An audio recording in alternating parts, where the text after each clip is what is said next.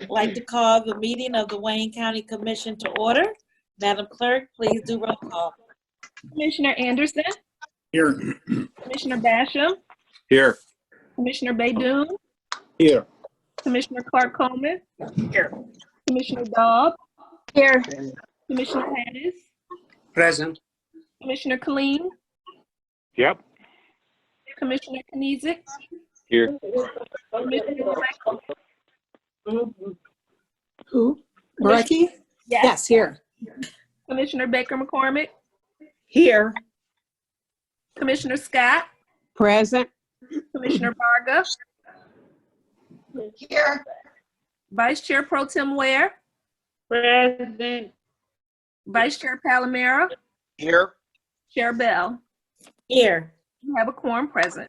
Thank you so much. At this time, I would like to ask Commissioner Scott to do our invocation. And if you could mute the whole line for us, except for Commissioner Scott, Francesca, that would be wonderful.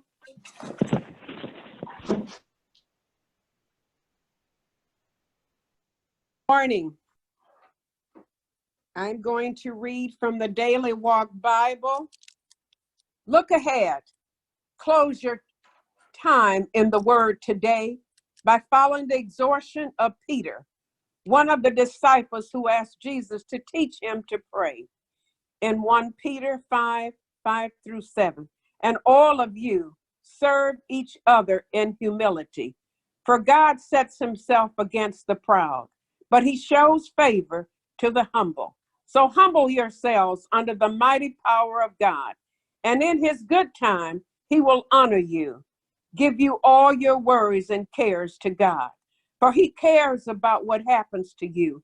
Think of a problem or decision you're facing right now and pray it through like Elijah and Hezekiah. Lay your requests before the Lord.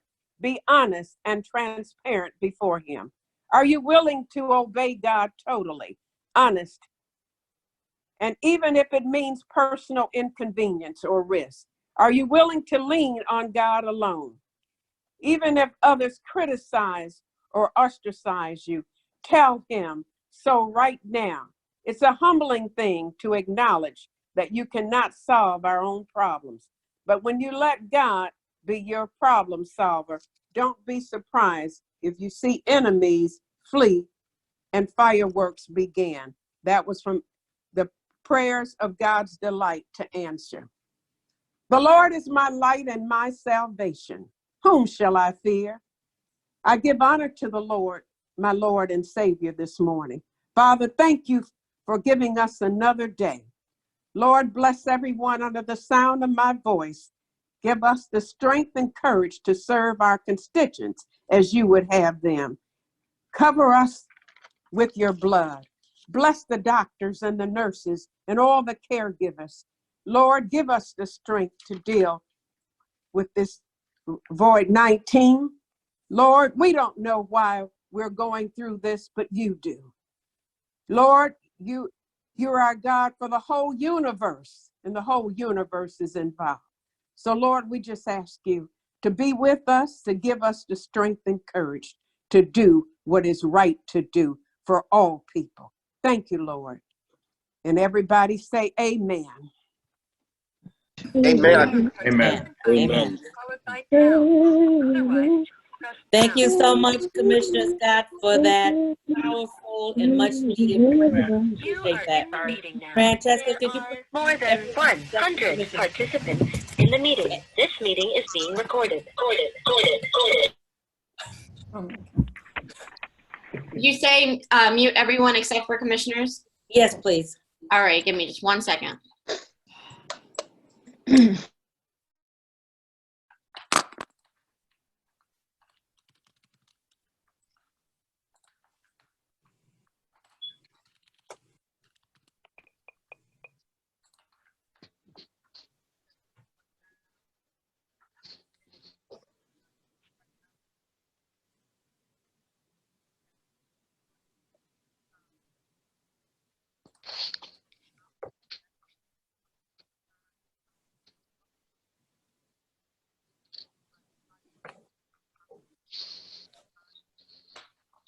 hope you didn't mute our clerk.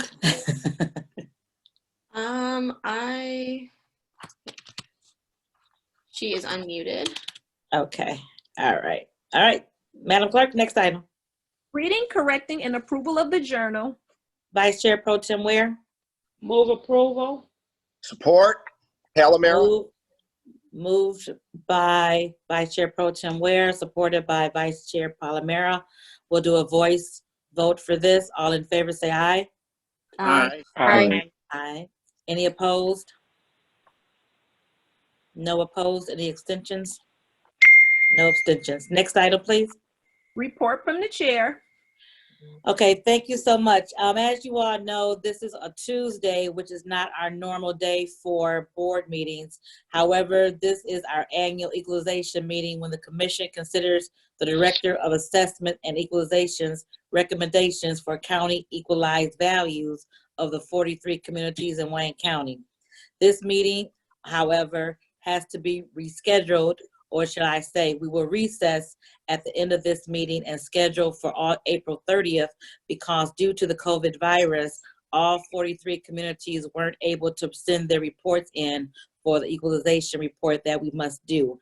The equalization report must be done in April. So at the end of this meeting, instead of adjourning, we're going to recess until April 30th, where we will come back and have the equalization report done by state law. It requires it to be done in April. So this is going to be my regular meeting without the equalization report, even though it is our equalization meeting. We'll recess at the end of this meeting and come back on April 30th for the report from our Director of Assessments and Equalization. Also, I would like to wish Commissioner Irma Clark Coleman a very happy birthday on today. It's her birthday, and let's all say 1, 2, 3. Happy birthday, Irma. 1, 2, 3. Happy Happy birthday, Irma. Happy birthday to Happy you. birthday, Commissioner. Thank you All so much. right. You're welcome. All right, next item, please. Next item is unfinished business. There is none listed. We are moving to offering of all petitions, ordinances, resolutions, and presentations. There are 3 resolutions listed on pages 1 and 2 of the agenda. The first, Okay, go ahead. I'm sorry, Madam Clerk. The first resolution is a resolution by Commissioner Baydoun calling on members of the community and organizations throughout Wayne County to collectively show their appreciation for all first responders, including law enforcement, and stand united as we defeat the infectious COVID-19 disease to emerge as a stronger and healthier nation, and show their support for these brave men and women by following social distancing and other health-related orders and procedures as we continue to save lives by slowing the spread of COVID-19. Commissioner Baydoun. Thank you, Madam Chair. Good morning, everyone. First, I would like to start off by asking all of my colleagues to join me in co-sponsoring this resolution. We have all witnessed in the last 3 weeks as our doctors, nurses, healthcare professionals, EMS, police, fire, grocery store employees, and all employees who are deemed essential during this pandemic work around the clock to fight this invisible enemy and keep us all safe. I would like to express my gratitude to all the brave men and women who are sacrificing time away from their families to ensure everyone stays safe and is well taken care of. During this pandemic, I urge everyone to honor these brave men and women by staying home, continue practicing social distancing, and following all professional measures. Each and every one of them is going to work every day for us. So it is important that we follow the orders for them. My thoughts and prayers go out to all those essential employees. Thank you, Madam Chair. Thank you. Is there support? Support. Who was the first person I heard? Marecki. Commissioner. Do you have that recorded, Madam Clerk? That Commissioner Marecki? Yes. Moved by Commissioner Baydoun, supported by Commissioner Marecki. And I believe all commissioners will be co-sponsors on this. If you do not want your name as a co-sponsor, please text the clerk and she will remove your name. Otherwise, all commissioners will be co-sponsors. It's been moved and supported. All in favor, we'll do a voice for this. All in favor, say aye. Aye. Aye. Any opposed? Any abstentions? Ayes have it, motion passes. Thank you, Commissioner Baidoon, for bringing this to us. Of course, the first responders, law enforcement, the nurses are on the front line, and they are giving their lives to help us, and we appreciate them so very much. So we thank you for bringing this resolution for this body. Next item. Item number 2 is a resolution by Commissioners Baidoon and Haddis recognizing the decades of contributions from the Arab American community in Wayne County, the state of Michigan, and the United States, and proclaiming April 2020 as Arab American Heritage Month and acknowledging their efforts that make Wayne County vibrant and diverse. Commissioner Baidoon. Thank you, Madam Chair. Again, first, allow me to humbly ask all of my colleagues to co-sponsor this resolution with us. Millions of Arab Americans throughout the United States recognize April as Arab American Heritage Month. Arab Americans celebrate this month to recognize our rich culture and achievements throughout the United States.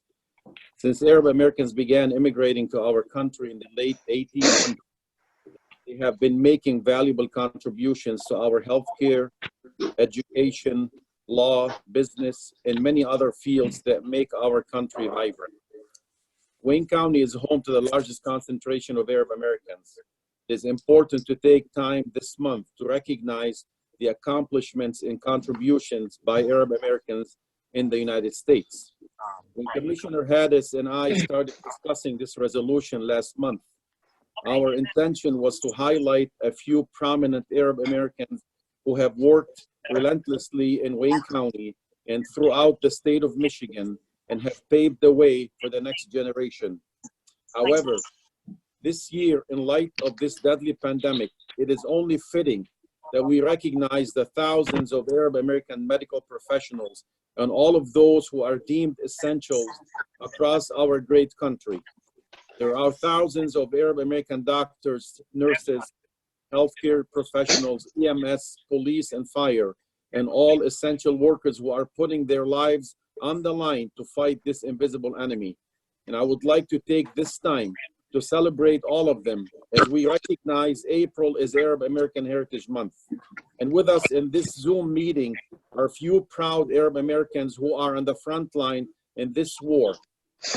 Mike Jaffer, Chief of Operations for the Wayne County Sheriff's Office. Sam Jaffer, Deputy Director of Homeland Security in Wayne County. Asad Turfi, Chief of Staff for Wayne County Executive, Mr. Evans. Chief of Police from the City of Dearborn, Ronald Haddad. Dr. Ali Dabaja, ER Doctor and Intensive Care at Beaumont Dearborn. And Feiruz Bazi, ICU COVID-19 Nurse at Beaumont Dearborn. Our culture teaches us strong family values, vibrant work ethic, dedication to education, and diversity in faith. And we are taught to use these values to strengthen our democracy and to join all Americans in their desire to produce a peaceful and diverse society. I would like to ask all of my colleagues to please join me in celebrating April as Arab American Heritage Month and recognize the contributions by Arab Americans throughout Wayne County. Madam Chair, if you allow me to yield for Commissioner Haddis, he has few remarks. Commissioner Haddis. Good morning, everyone. I really agree with Sam and many of the accomplishments the Arab American community contribute to this country. And one of them really always come in my mind, Danny Thomas with St. Jude Hospital. It's a living statement of the contribution, and that only happened in America, where you could seek your dream, you could be what you want to be if you aim high and try to be positive person in the community and the state and the county in the whole country. So I think I really can't thank enough the United States of America to provide us with all opportunity, the sky the limit. And we are very proud of our heritage, and we're very proud of who we are today. And I pray to God in difficult time like this, that bring us together stronger and better to the future. May God bless you all. Thank you so much, Commissioner Hayes. And thank you both for bringing this resolution as we celebrate Arab American Heritage Month, being in the month of April. The motion will be made by Commissioner Baidoon and supported by Commissioner Hayes, co-sponsored by all commissioners. If you do not want to be co-sponsored, send a note to the clerk. Any discussion on the item? Any further discussion on the item? And again, we'll do a voice vote. All in favor say aye. Aye. Aye. Any opposed? Any abstentions? Hearing none, the item passed. Thank you so much, gentlemen, for bringing this to the Wayne County Commission as again, we celebrate Arab American Heritage Month in the month of April. Madam Clerk, next item. Item number 3 is a resolution by Commissioner Baker McCormick creating the Wayne County Commission Youth Council to promote youth education, community involvement, and civic interaction. The Wayne County Commission Youth Council would be an educational and early intervention program sponsored by the Wayne County Commission designed to promote youth education, community involvement, and civic interaction while reducing youth-involved crime. Thank you. Commissioner Baker McCormick? Move approval for this resolution to set up and support the youth of Wayne County. I believe it is important for us to support youth and having a voice and them learning the roles of government representing Wayne County. The Wayne County Youth Commission seeks to involve Wayne County youth from a variety of social economic backgrounds, and it is a multicultural initiative. And so I would hope that our commissioners would support this effort and be a part. Each commissioner would be able to choose 2 youths between the grades of 10th grade and 12th grade. And I think it's very important for all of us to do our part to help bring up the next generation of leaders. So this is what the Wayne County Youth Commission Council would do. Okay. Support by Varga. Okay, supported by Commissioner Varga. Discussion, anyone? I have a question, Marecki. Commissioner Marecki? You just turned your, unmute yourself, Commissioner Marecki. You just turned your mute on. It was on and I turned it off. Commissioner McCormick, I just have a question, and I love this idea. Who will facilitate this council? Right now, I will facilitate it, but it is the hope that maybe at some future point we can have someone to actually run a official program. But it really is up to the commissioners at this point to, what I'll do is I'll establish the actual application, and then it's up to the commissioners to disseminate that application to students in your district. And then you would choose the 2 students, and then we would plan some activities for them through the year. Okay. So I would do that initially. Okay, great. Thank you. No problem. Any further discussion? Madam Chair. Yes. Glenn Commissioner Anderson. Glenn Yes. Anderson. Just wanted to ask, there's no county dollars involved in this. Is that correct, Commissioner Baker? None at this point, but in the future, maybe that might be something that we may need to look at. But right now, there's no funds. This is up to the individual commissioners to support, help to support the activities for the students. I'd certainly be in support of it if we were to pay for it ourselves. I'm just cautious about how many dollars we're going to be in sounds like a very difficult time for the next year. Yes, I agree. So right now, there's no county dollars at all. Thank you. Any further discussion? Well, I want to thank Commissioner Baker McCormick for this. This is something that I had tried to initiate myself years ago when I first started on the commission. There are youth commissions in other counties across the country. One in Savannah, Georgia, they would even bring their council to the NACO Legislative Conference in Washington, D.C. and have them participate in the different workshops and have workshops specifically for them. So this is something that other counties do across the country, and I'm glad that Commissioner Baker McCormick has gotten this done for us. I think it's going to be extremely beneficial for our young people because they rarely do they teach civics in school these days. That's not a topic that unfortunately is learned as it should be. So this will be a great opportunity for children to learn what the county commission does and about their local government.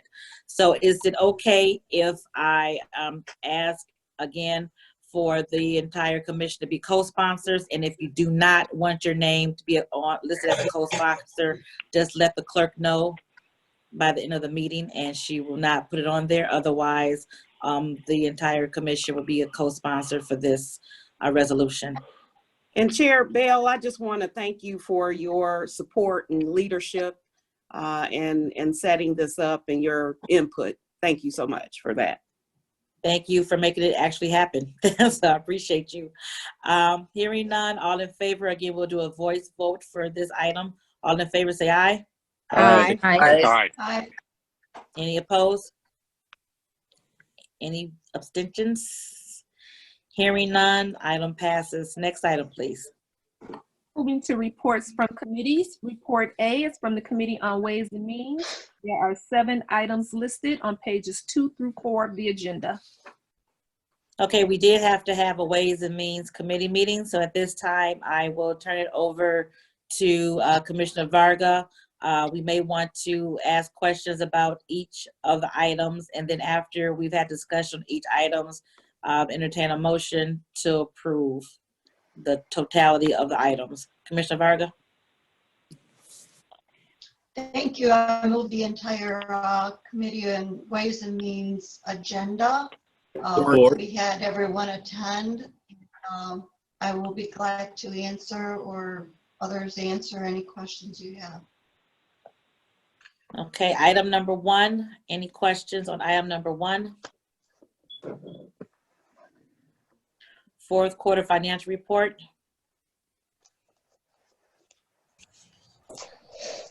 Item number 2.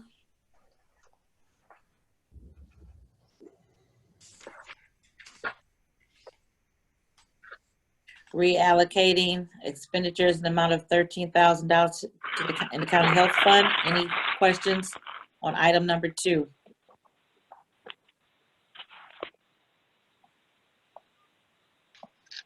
Item number 3, $5,000 in juvenile justice.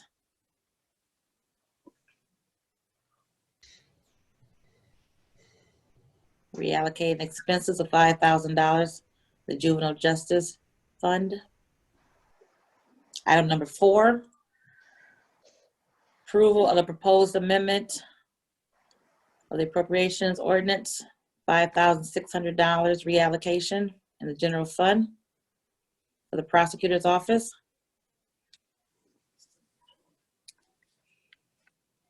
Item number 5, reallocating expenditures of $15,000 in the law enforcement fund.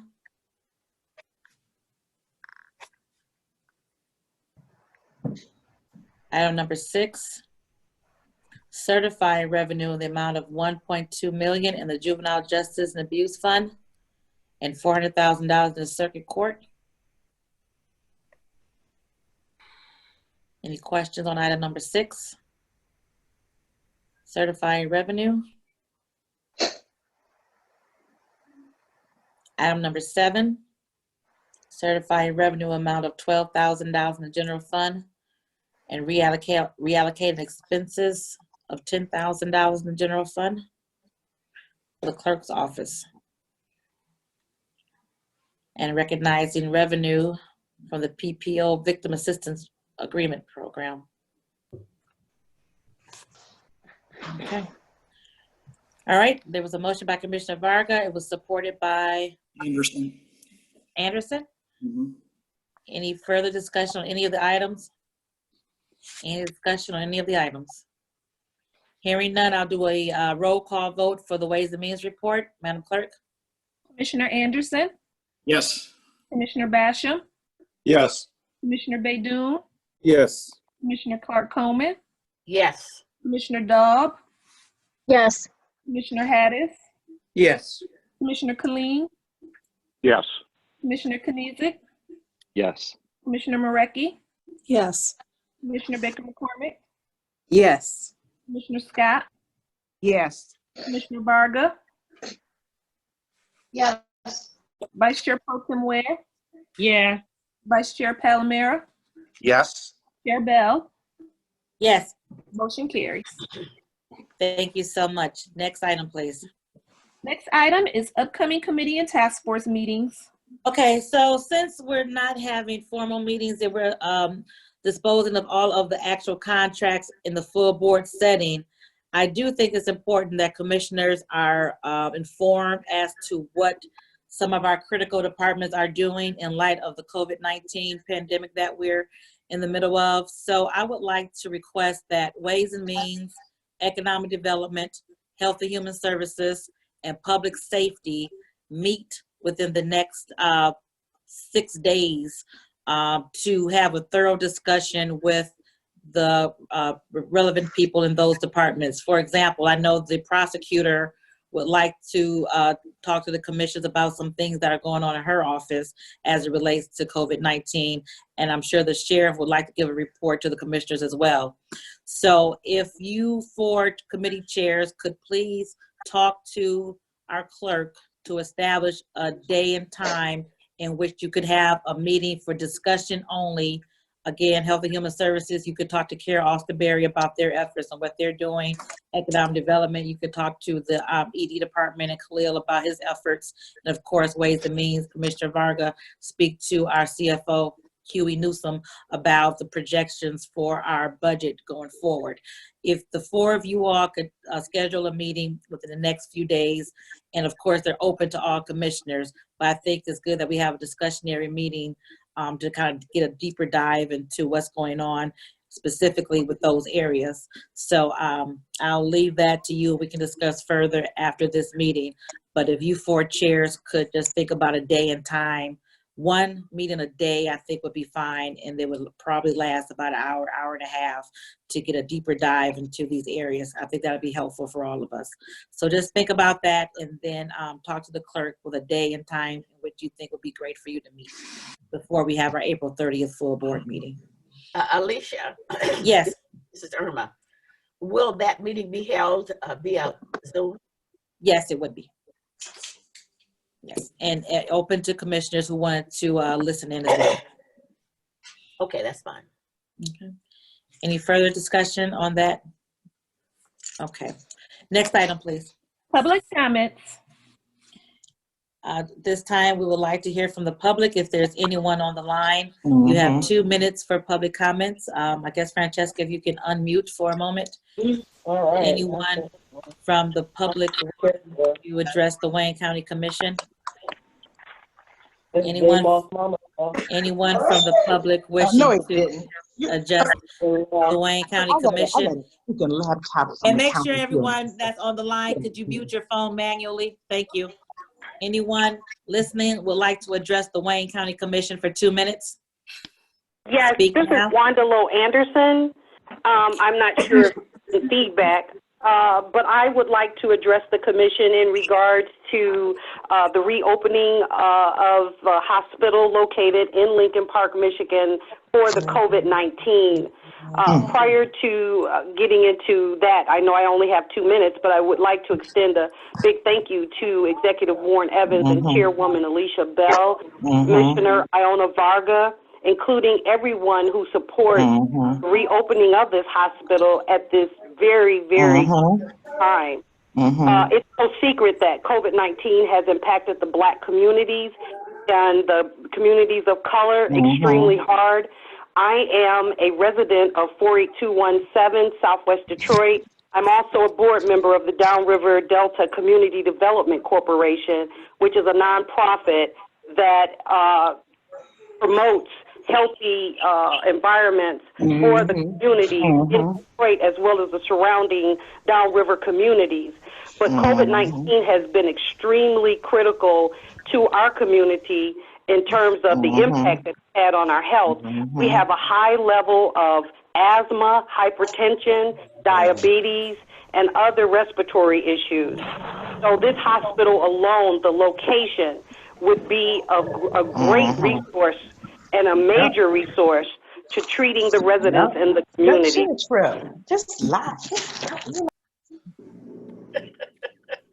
So I hope the commissioners will use the CDBG funds to prevent and respond the spread of the infectious disease, such as the coronavirus, as we move forward and try to get through this critical time.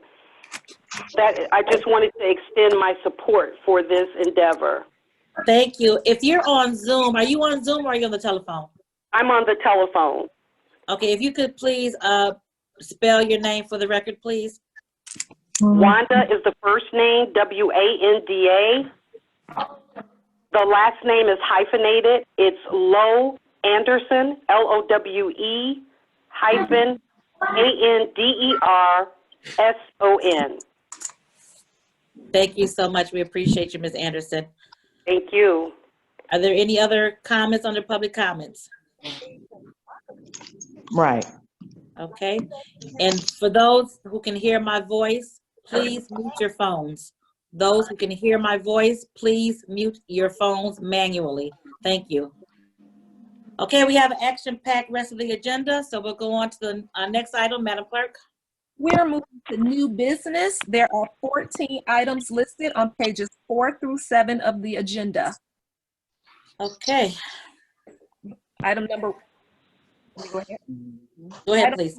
Item number 1 is requesting approval of the Public Finance Authority issuing $6 million in bonds to the Presbyterian Village of Michigan Obligated Group for projects involving 2 facilities in Wayne County as required by the Internal Revenue Code.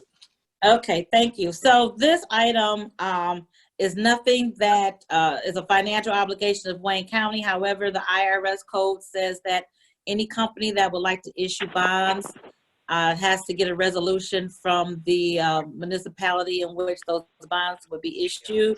So at this time, are the gentlemen from the Presbyterian Village on the line? Madam Chair, yes, this is Roger Myers. I'm here along with Craig Hammond from Dickinson Wright. Would you like us to proceed? Please. Okay. Again, thank you, Madam Chair, and thank you, commissioners, for arranging for this time on your agenda. We have a very short set of PowerPoint slides. I'm not sure if they're going to put them up on the screen or you've got them in front of you. As many of you know, Presbyterian Villages of Michigan has had a presence in Wayne County for now 75 years, starting in Redford Township. We have over 15 locations in the county. By far, Wayne County is where we have our greatest service. And so on pages 2, 3, 4, and 5, we've listed all of our senior housing locations and other services across the county. What we have before you involves, there's the slides. And again, we can do this real quickly, but I think Mark maybe running through the slides. We appreciate the support of the county's staff in bringing this to you. But the two locations that this bond financing relates to, I don't know if I have, okay, so there you see our locations in Detroit, which we have many, and then, I don't know if, can everyone see the slides on the screen? Yes, sir. Okay, so the slide that's in front of you is the first of the two projects that relate to the financing. And you see in highlighted the Harry and Jeanette Weinberg greenhouses that are part of the Tomei Rivertown development. And what we are looking to do is to refinance the existing debt on the greenhouses. And so that's one part of the projects. I know some of the commissioners have visited Tomei Rivertown in the past. It's really an amazing development that the county has been very supportive of and serves lots and lots of seniors and has had a great economic impact in the community. Next, okay, going to Westland.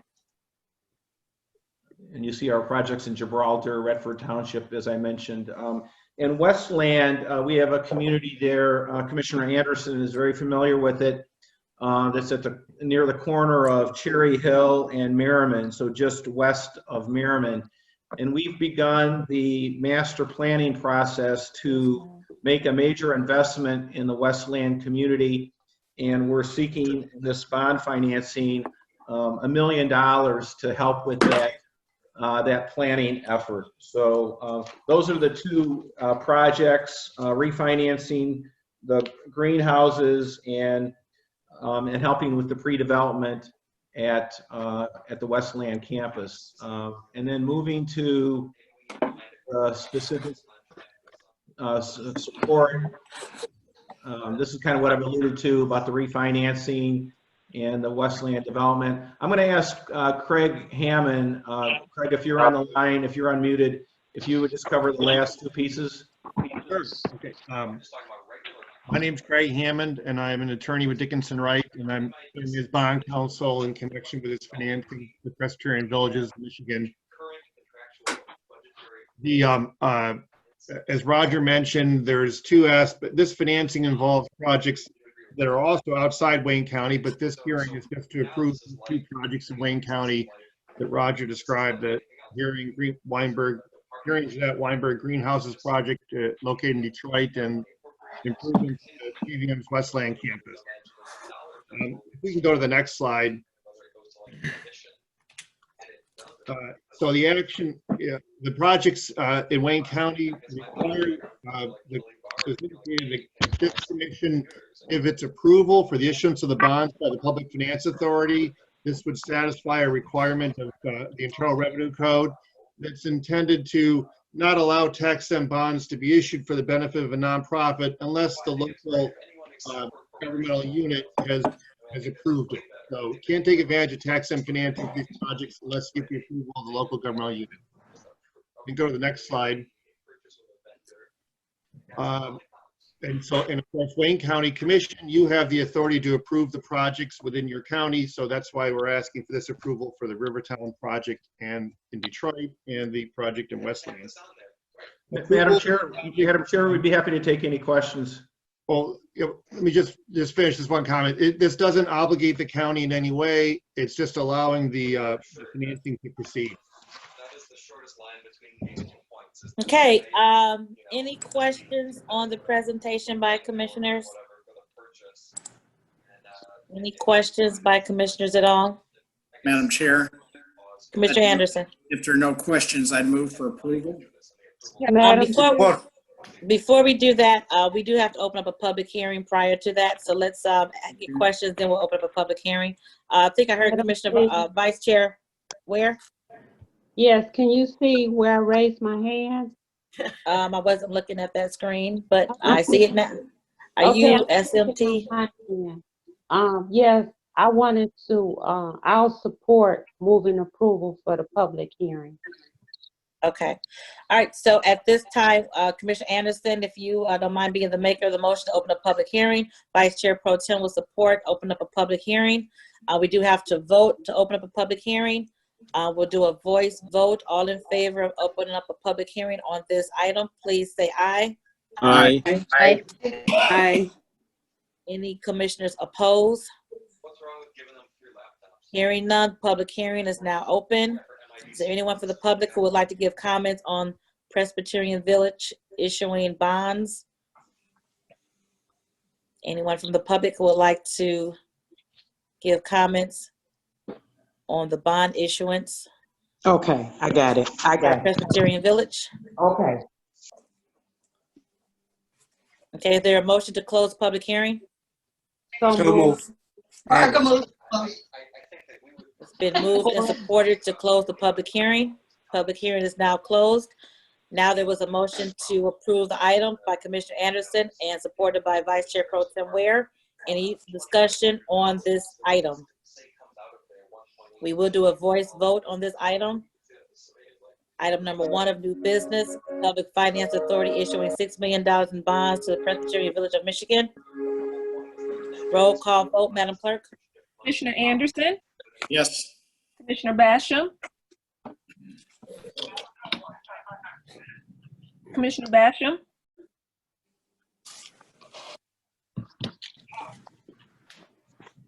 Commissioner Basham, We'll come back to Commissioner Basham. Commissioner Baydoun, Yes. Commissioner Clark Coleman, Yes. Commissioner Daub, Yes. Commissioner Hattis, Yes. Commissioner Killeen, Yes. Commissioner Knizik, Yes. Commissioner Marecki, Yes. Commissioner Baker McCormick, Yes. Commissioner Scott, Yes. Commissioner Varga, Yes. Vice Chair Pro Tem Ware, Yes. Vice Chair Palomero, Yeah. Chair Bell, Yes. Commissioner Basham, Okay, we lost Commissioner Basham apparently. Okay. All right, item passes. Thank you, gentlemen, for coming and participating in our meeting, and we look forward to a wonderful project. Thank you very much, Madam Chair. Thank you. Thank you. Next item, Madam Clerk. You're on item number 2 on page 5 of the agenda. The contract between the Charter County of Wayne and Hennessy Engineers not to exceed $188,521.91 to provide professional engineering services for the Lakeshore Drive resurfacing project. I'm Madam sorry, Chair. Madam Clerk, before we go forward, I'm sorry, I think Commissioner got bumped off the meeting, but he just texted me yes for the previous item on the Presbyterian Village. So just the FYI, we have all this wonderful technology, but he did text me yes for the previous item, for the record. He's trying to get back on. Okay, I'm sorry. Commissioner Marecki? Thank you, Madam Chair. Number 2, the administration has asked to remove this at this time to correct some paperwork. So I would move approval for items 3 through 7. Support. Okay, item 2 has been withdrawn. We're going to approve, supported by Commissioner Baydoun, moved by Commissioner Marecki for items 3 through 7. Any discussion on item number 3?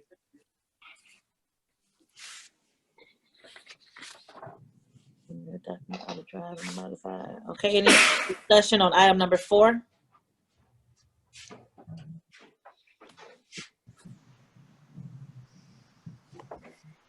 Discussion on item number 5.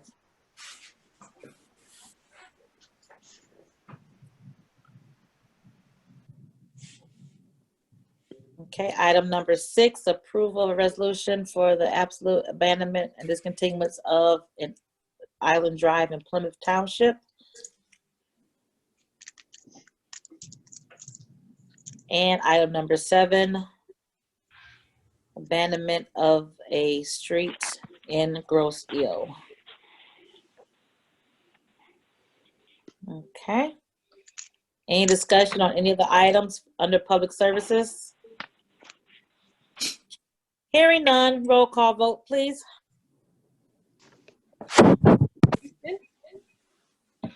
Madam Chair, Commissioner Palomero, Vice Chair. I'm sorry, before the roll call vote, I was on mute and I was trying to get in and I didn't. Am I okay to talk on the last item you mentioned? Yes.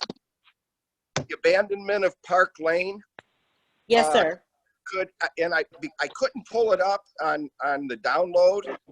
So could somebody explain exactly what that is, where that is, what that means? There anyone from Public Services to speak to this item?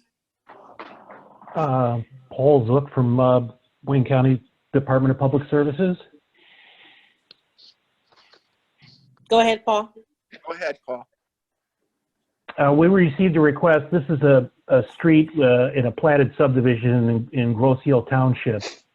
The petitioner is an adjacent property owner who wanted to expand part of their home and their deck, and found out that the setback requirements prohibited them from doing that because of the proximity of the public road. So they petitioned the county to have that road abandoned, and after we made a study of it, there's really no potential for this road to ever be put in. It was never paved. It's just open green space that is sitting between two improved subdivision lots. And after sending around the appropriate requests for any comment in the county, in the township, and with all the utility companies, no one objected to it being abandoned. Well, thank you for the explanation. I just wanted to make sure it didn't have anything to do with the bridge that is currently closed on Park Lane. I wanted to make sure that that's not going to permanently be closed and abandoned, that at some point the plan is to repair that bridge. So I'm glad you clarified. Thank you. Yes, this has nothing to do with the bridge whatsoever. Thank you very much. You're welcome. Okay. Thank you, Vice Chair Palomero. Any further discussion on items 2 through 7? Okay, hearing none, roll call vote. Commissioner Anderson, Yes. Commissioner Basham, Commissioner Basham, Commissioner Baydun, Commissioner Yes. Baydun, Yes. Commissioner Coleman, Yes. Commissioner Daub, Yes. Commissioner Hattis, Yes. Commissioner Killeen, Yes. Commissioner Knizik, Yes. Commissioner Marecki, Yes. Commissioner Baker McCormick, Yes. Commissioner Scott, Yes. Commissioner Barga, Yes. Vice Chair Pro Tem Ware, Yes. Vice Chair Palomero, Yes. Chair Bell, Yes. Commissioner Basham, Commissioner Basham, I'm trying to communicate with him. So we will continue. He sent Okay. me a message that she lost his Wi-Fi. Yeah, he lost his Wi-Fi. So hopefully he can call in. Maybe someone can help Commissioner Basham call in through his telephone. All right. All right, I have it. The motion passes for 2 through 7. Next item. Next item is requesting approval of amendment number 1 to a contract with a 1-year option to renew between the Charter County of Wayne and Lake Star Construction Services not to exceed $209,525.10 to perform lead abatement services for homes enrolled in the U.S. Department of Housing and Urban Development Lead-Based Paint Hazard Control and Healthy Homes Grant Program. Okay, there's someone who can speak to this item?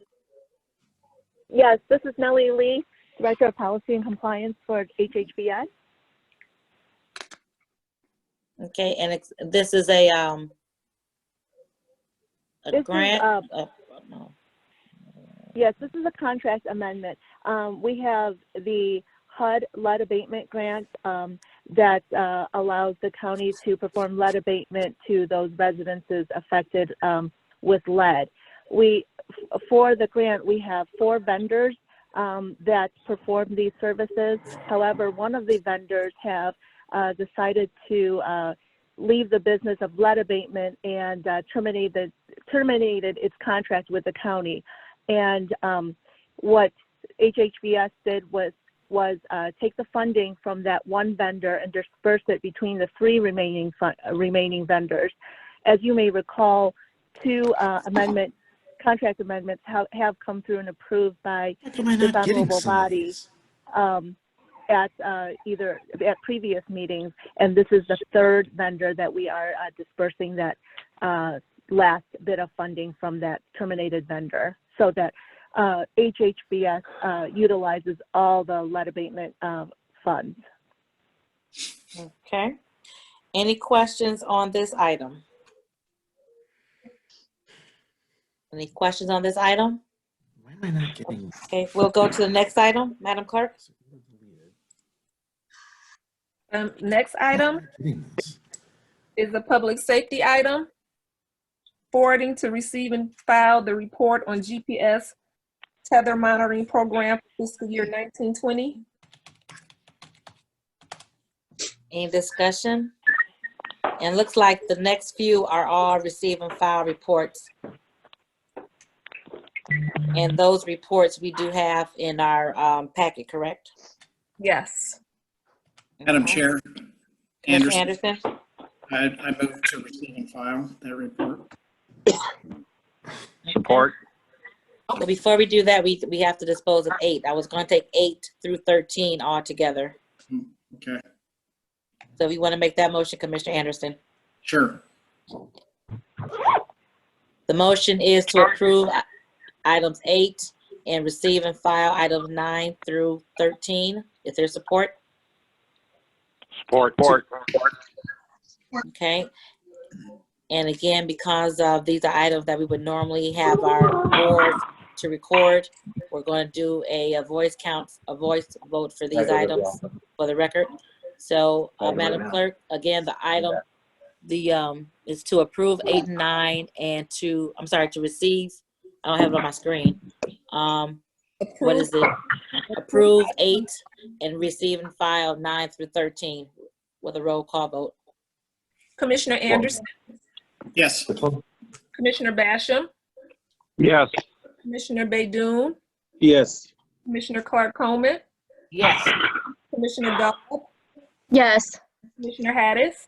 Yes. Commissioner Khalid? Yes. Commissioner Knizik? Yes. Commissioner Marecki? Yes. Commissioner Baker McCormick?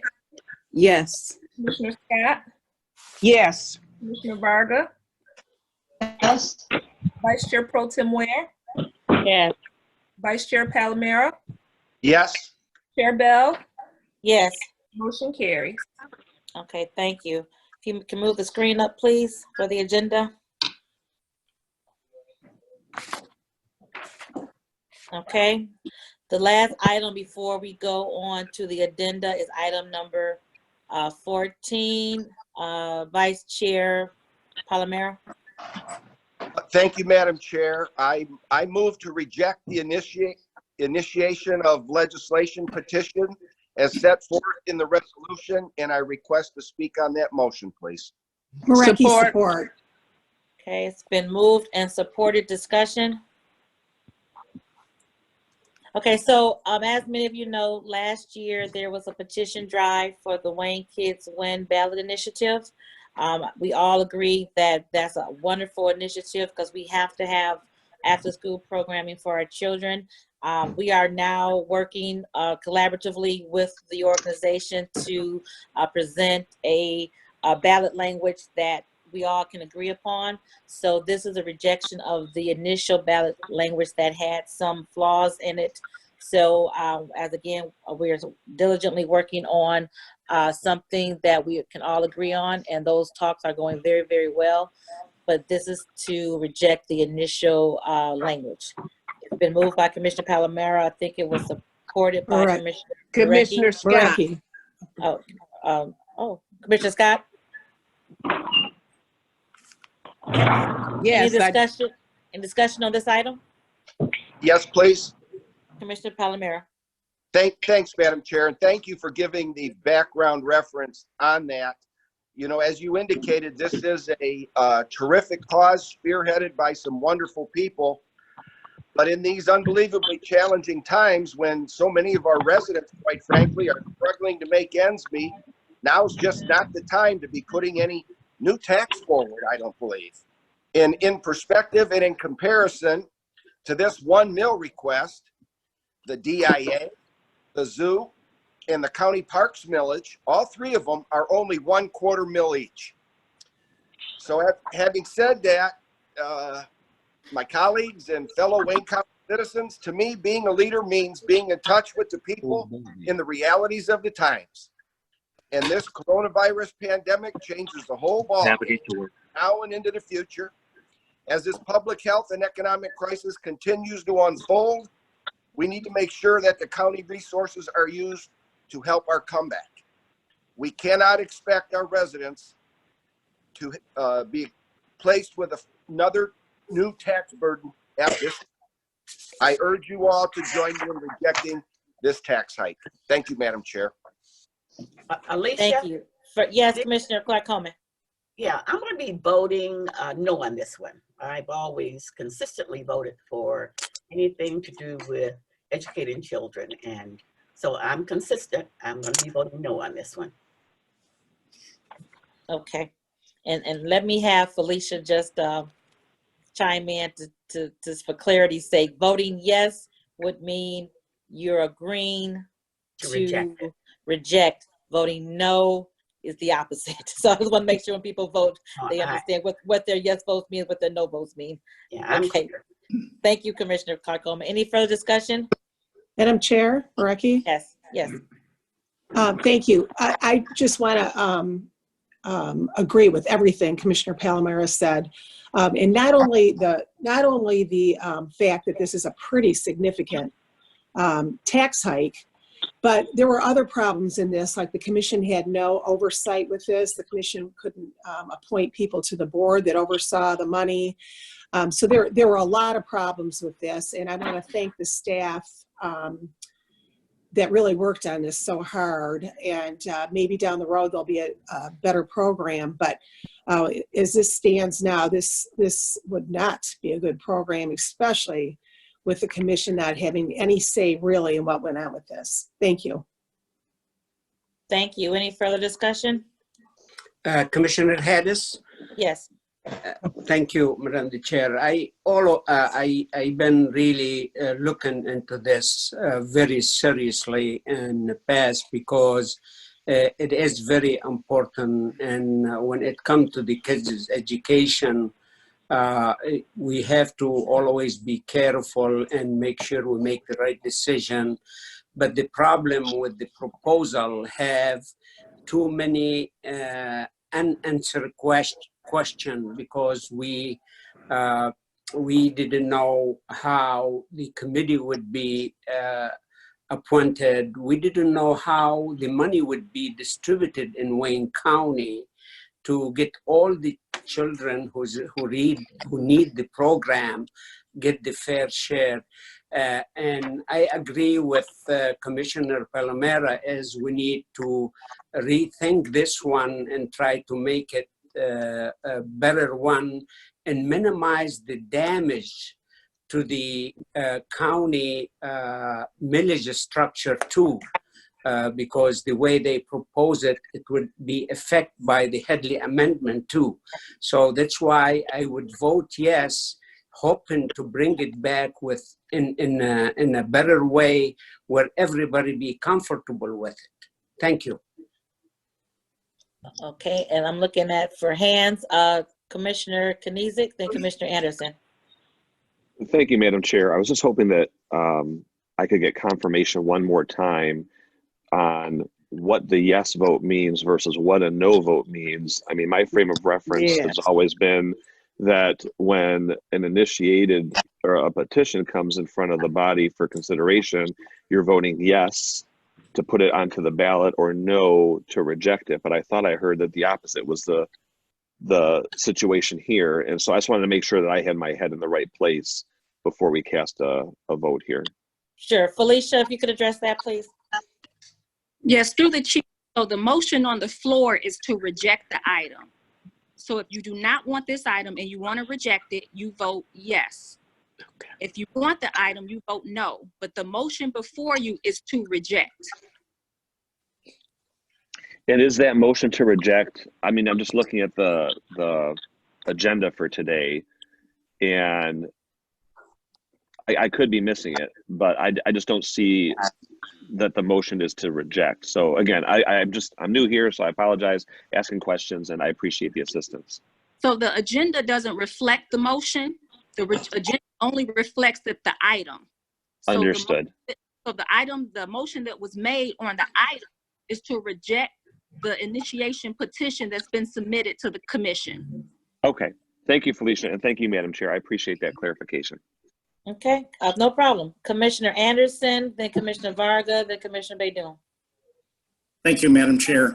I just wanted to comment that, as was mentioned the first time this came around, and I think Commissioner Haddis actually touched on it, that this would go against the county's ability to borrow money. And we are probably looking at a very difficult 2020 and 21, and from all reports, we may need that money, that ability anyway, and I think it would be ill-advised for us to do something that would affect our ability the county's ability to borrow money if they needed to. And not only that, there's so many loose ends in this proposal that I can't support it, even if there were a smaller amount. There's got to be better governance, understanding of the governance of this group.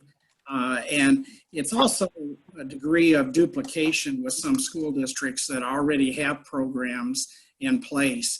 And the division of the resources and financial resources that would come of this is another thing that's not very clear, as well as the oversight, as well as the board members who appoints those people. There's just a lot of issues that would have to be worked out. So I'll be voting in support of the Vice Chair's motion. Maybe we'll have something in the future that we can support. Thank you. Thank you. Commissioner Varga, Baidoon, Baker McCormick. Thank you. The upcoming budget is going to be really hard, and I just don't think that this is the time when families are having a hard time feeding their children and trying to take care of everyone's health, and the uncertainty of the future for us to ask for something like this to be put on the ballot. So for that reason, I will support to reject it. Thank you. Commissioner Baidoon. Thank you, Madam Chair. I would like to echo what Commissioner Palomera has stated. Yes, this is not the right time to be putting it on the ballot. In my professional opinion, we have not seen yet the negative impact that this national crisis will have on the real estate market. And the last thing we need is to have additional villages levied against properties. And as a commissioner representing the city of Dearborn with one of the highest millage rates in the state of Michigan, I cannot support this. Therefore, I will be voting yes to reject this being placed on the ballot. Thank you, Madam Chair. Thank you. Commissioner Baker McCormick. Thank you, Madam Chair. I too have some concerns over the $40 million that would come from taxpayers to run this program, and this body not having any oversight. In addition, there are some legal issues as to how the initiative or proposal is formed. And so I am still concerned and haven't really gotten any clarification on that. And as you know, I am a proponent for young people, as today I just came up with the program, the Youth Council. And so I'm very supportive of anything that has to do with children and education. However, I want to see more about this initiative and making sure that we do our due diligence in the oversight of $40 million of taxpayer monies. Thank you. Thank you. I don't see any other hands. Any other discussion from commissioners on this item? All right. Let me just also say again that this is something that I think is needed for our children. I want to thank Felicia, our Commission Counsel, and Ellen Hamkamp for working diligently with the Wayne Kids Win people, because we are very close to an ordinance and a resolution that addresses the concerns that we had. So they are working together, and I'm glad of the collaboration that we have right now, working together to put forth something in the future. But today, the motion is to reject what was currently put before the Elections Commission. And hearing no further discussion, we will take a roll call vote. And again, because the motion is to reject, yes would mean to reject, no will mean not to reject. Madam Clerk? Commissioner Anderson? Commissioner Anderson? Yes. Commissioner Basham? Yes. Commissioner Baydoun? Yes. Commissioner Clark Coleman? No. Commissioner Dobb? Yes. Commissioner Hattis? Yes. Commissioner Kalini? Yes. Commissioner Kaniga? Yes. Commissioner Marecki? Yes. Commissioner Baker McCormick? Yes. Commissioner Scott? Yes. Commissioner Varga? Yes. Vice Chair Pro Tem Ware? No. Vice Chair Palomero? Yes. Chair Bell? Yes. Motion carried. Okay. All right, next item, I believe we're going to the addenda. We are moving to the addenda. Under offering of all petitions, ordinances, resolutions, and presentations, item number 4 is a resolution by Commissioner Bell authorizing the Wayne County Employees Retirement System to immediately facilitate the availability of all of the benefits detailed in Section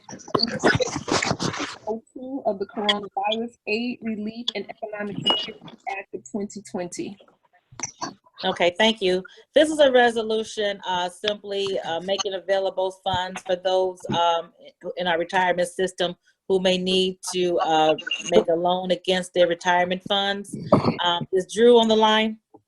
Or yeah, Art or Rob? I am. Can you hear me? Yes, sir. Wonderful. Good morning, commissioners. This is Drew Vandegrift, Assistant Corporation Counsel. In that capacity, I also represent the Wickers Retirement System. And before you today is a resolution which would satisfy the recently enacted CARES Act. That federal legislation provided, among other things, access for defined contribution assets. So current employees that have been saving money in a defined contribution plan under the CARES Act with approval from the plan sponsor, which is Wayne County, those employees would be able to, if they are adversely affected by COVID-19, they would be able to access up to $100,000 in a disbursement without a distribution, without adverse penalties. In addition to the ability to access defined contribution assets in a disbursement, they also would have enhanced ability to borrow against those assets. So the common theme here is cash assistance for employees to access their own money in a defined contribution plan to partially offset the negative effects of COVID-19. And I'll take any questions. I have a question. This is Irma Clark Coleman. Go ahead, Commissioner. So is this for active employees or retired employees? This is for active employees. Okay, thank you. Any additional questions? Any additional questions? Again, this is a resolution just so that we comply with the CARES Act. Hearing none, is there a motion? I support it. Who made the motion? Commissioner Varga. Okay, it's been moved and supported. For this, we have to do a roll call vote. So, Madam Clerk, let us know when you're ready. Commissioner Anderson? Yes. Commissioner Basham? Yes. Commissioner Baydoun? Yes. Commissioner Clark Coleman? Yes. Commissioner Dole? Yes. Commissioner Hattis? Yes. Commissioner Killeen? Yes. Commissioner Kanizik? Yes. Commissioner Marecki? Yes. Commissioner Baker McCormick? Yes. Commissioner Scott? Yes. Commissioner Varga? Yes. Vice Chair Pro Tem Ware? Yes. Vice Chair Calamera? Yes. Chair Bell? Yes. Motion carries. Okay, thank you. And we also do have the Executive Director of the Wayne County Retirement Board, Rod Gurton, on the line. Rod, did you want to just say anything, or did you sum it up to your satisfaction?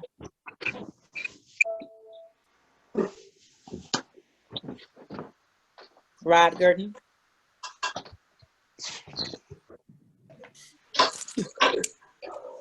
Okay, Rod's not online anymore. Thank you so much. All right, so for the next items, how many more do we have, Madam Clerk? 15 through? 5 additional items. 5? And they're all only on new business. So what we'll do is we'll go through all of them and then take a motion for all 5 items. Madam Clerk, first item. Item number 15 is requesting Commissioner approval of subrecipient agreement for the allocation of $500,000 in community development block grant funds between the Charter County and Insight Surgical Hospital to purchase Vibra Hospital of Southeast Michigan. Okay, this is, and you received information on this, of course, the usage of $500,000 in community development block grants to assist in opening up a hospital for COVID-19 patients in the Lincoln Park area. Is Khalil on the line? Yes, I am, Madam Chair. Can you hear me? Oh, yes, if you could give some insight on this item, please. Absolutely. And thank you all for taking the time. I really want to thank, your staff who worked all week, last week and weekend, even on Easter, including our staff at the county to try to get as many answers as we could, questions answered and get this in front of you. The long and short is, this contract is us trying to get a new hospital to Wayne County to help save lives. We all know the COVID-19 disease is spreading rapidly. We all know Wayne County is a hotspot. The situation in our hospitals gets reported on every day, both locally as well as nationally. And, relief, especially medical relief, cannot come fast enough. And so we need all the help we can get. And I think this help is not only much needed, but again, will lead to saving lives. There have been some reports, obviously, recently that the curve is slowing down, and I think that is good, decent optimism. I'd be very, very cautious. And I just want to tell everyone, yesterday the numbers came back to our health department, and they were, in some cases, twice as bad. In the city of Detroit, they were almost 3 times as bad as it was from the day previous. And so, we're still sifting through the information. It will be a few days before, and maybe even a few weeks before we really truly see what the curve really means. In the meantime, what we do know is there won't be a vaccine for this disease for 12 to 18 months. And so, while there may be a slowing of the curve eventually that occurs, it basically helps us manage the situation. And I think this hospital will contribute to that management. Insight Hospital is a hospital out of Flint. It specializes in neurosurgery. We had been working with them for the better part of 6 months to try to find a location in Western Wayne County. And then obviously, once executive orders started coming in, that search temporarily stopped. A few weeks ago, they gave us a call and said, we would like to work with the county and set up a hospital to help attack COVID-19 and help patients with COVID-19 immediately, which means we can't look for a new construction. We have to find an existing facility. And the Vibra Hospital really presents us with a really unique opportunity. It is an old hospital. It's been out of a commission for a couple of years. It is being used on the first floor for administrative offices, but it is not being used as a hospital. And so it's got all the bones that it needs to carry on as a hospital.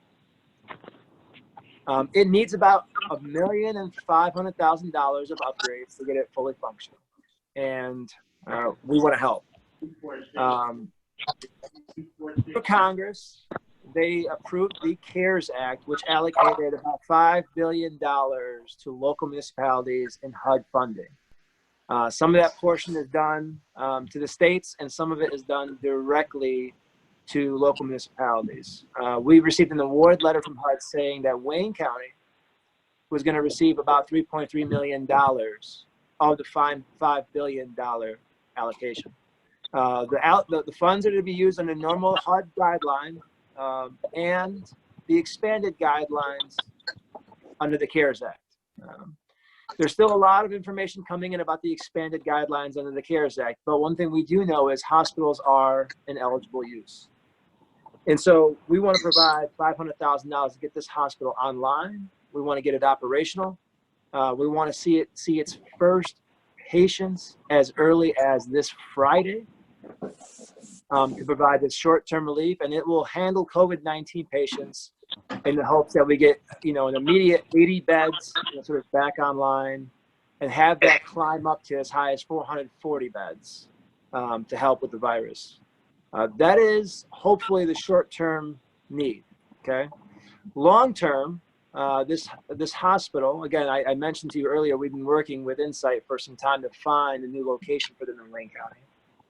Long-term, Insight's hospital's plan is to invest about $20 million into the facility, create about 300 jobs, and handle neurosurgery there, which is a excellent, I think, use of that facility and really a welcomed service to that community because that'll help with life expectancy. It'll help with the local economy nearby. And so we think these are all, really good things.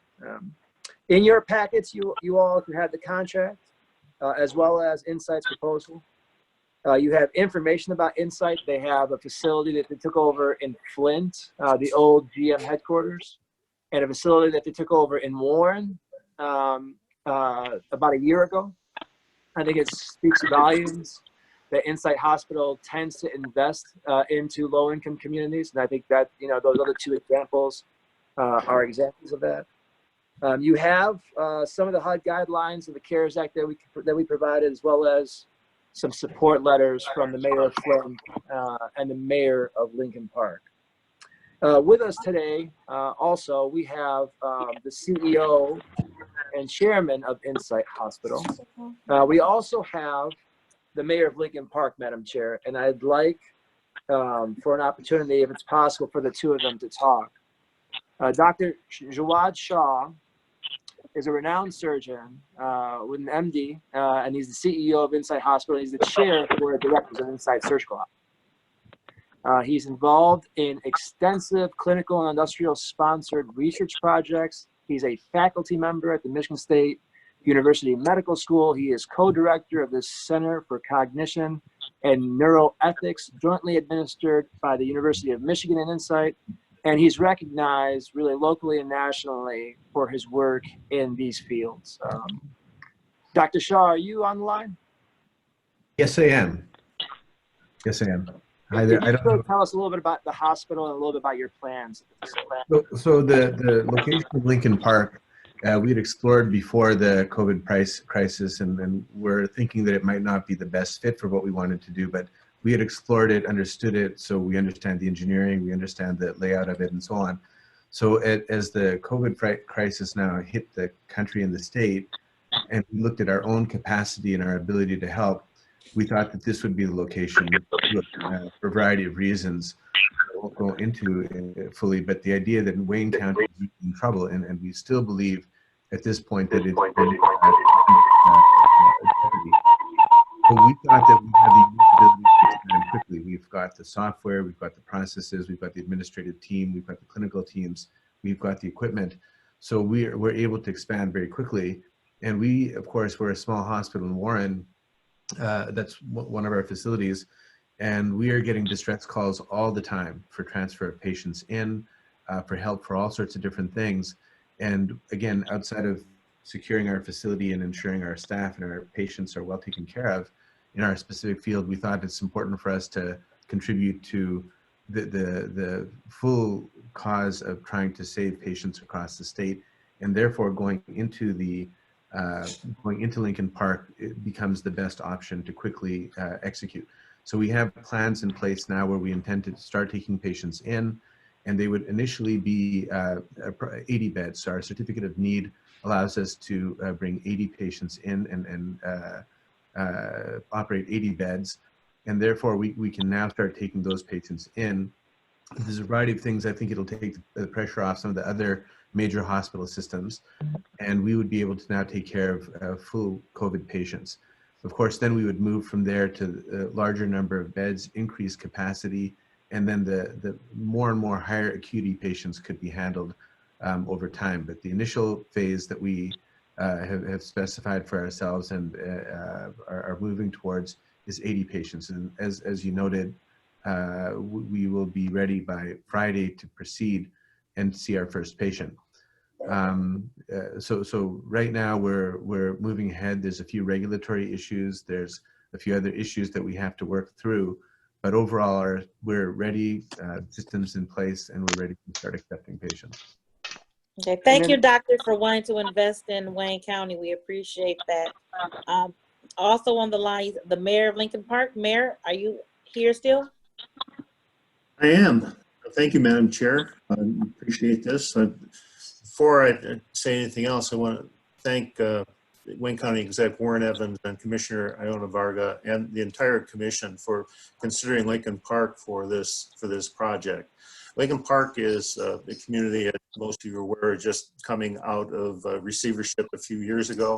We've made some great inroads, and now our community is being hit like all others. We're waiting for that second shoe to drop to see how the COVID-19 is going to affect us financially. The area of Outer Drive has been opening up for us. The Ford UAW plant with the $3 million facade improvements, and now with the potential of a full service hospital once again being on Outer Drive. It means a great deal for the city of Lincoln Park in terms for our economic development and our future there. I have met with our building officials and our fire officials when I first heard of this. I've had calls to them this morning. If approved, we're ready to go to work and to do whatever is necessary to make this.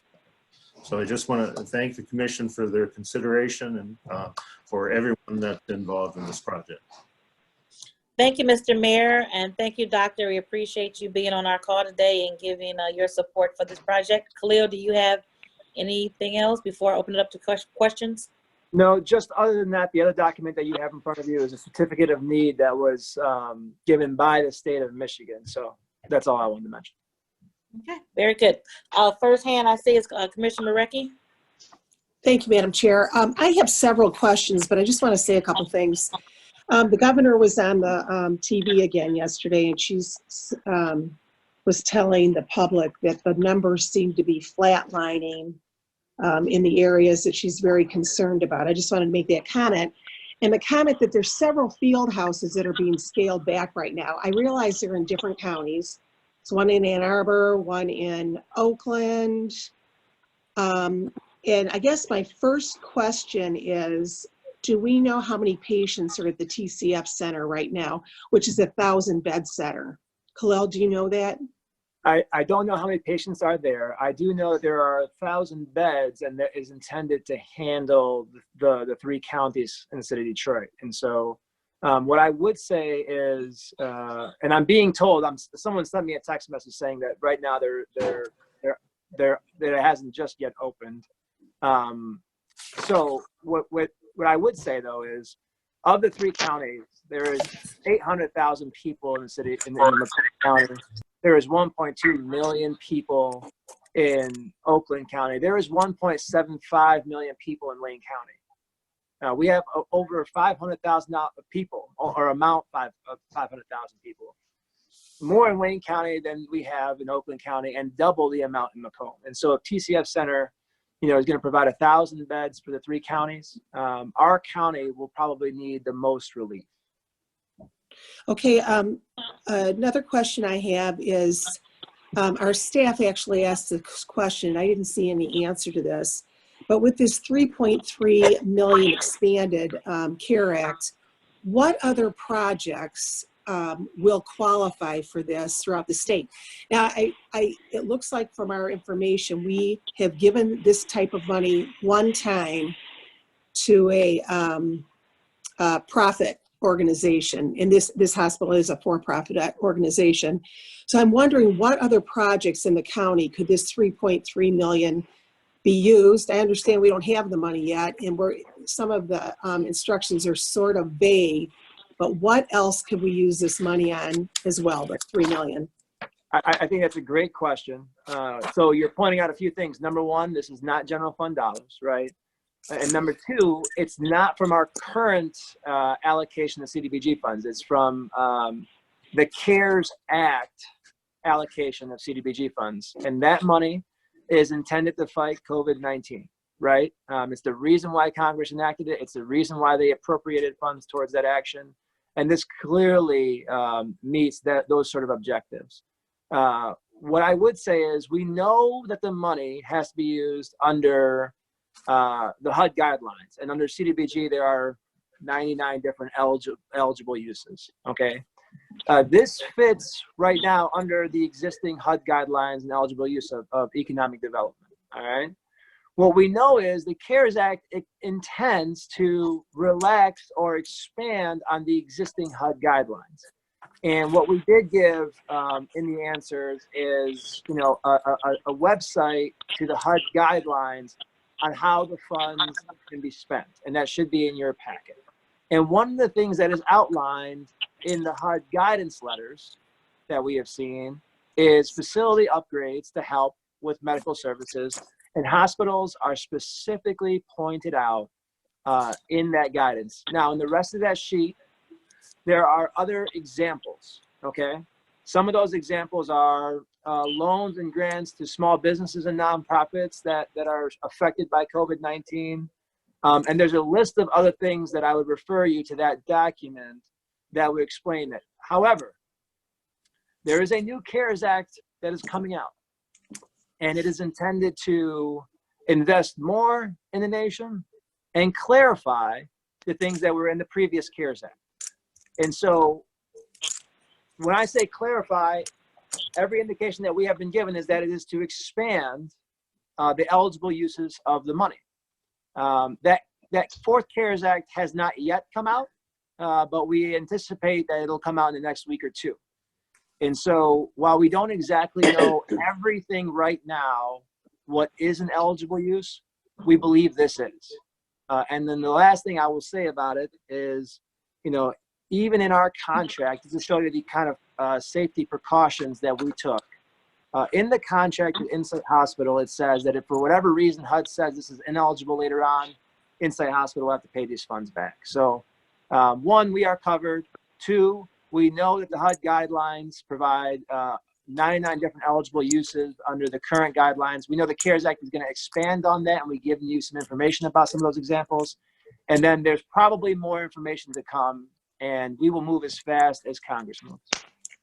Okay, I'll just do one more question, then turn it over to the other commissioners. Madam Chair. Oh. Madam Chair. Yes. I'm calling off my phone thanks to Comcast. But anyway, when I get a chance, I'd like to make a couple comments about this also. Okay, thank you. Commissioner Reckey? Okay, thank you, Madam Chair.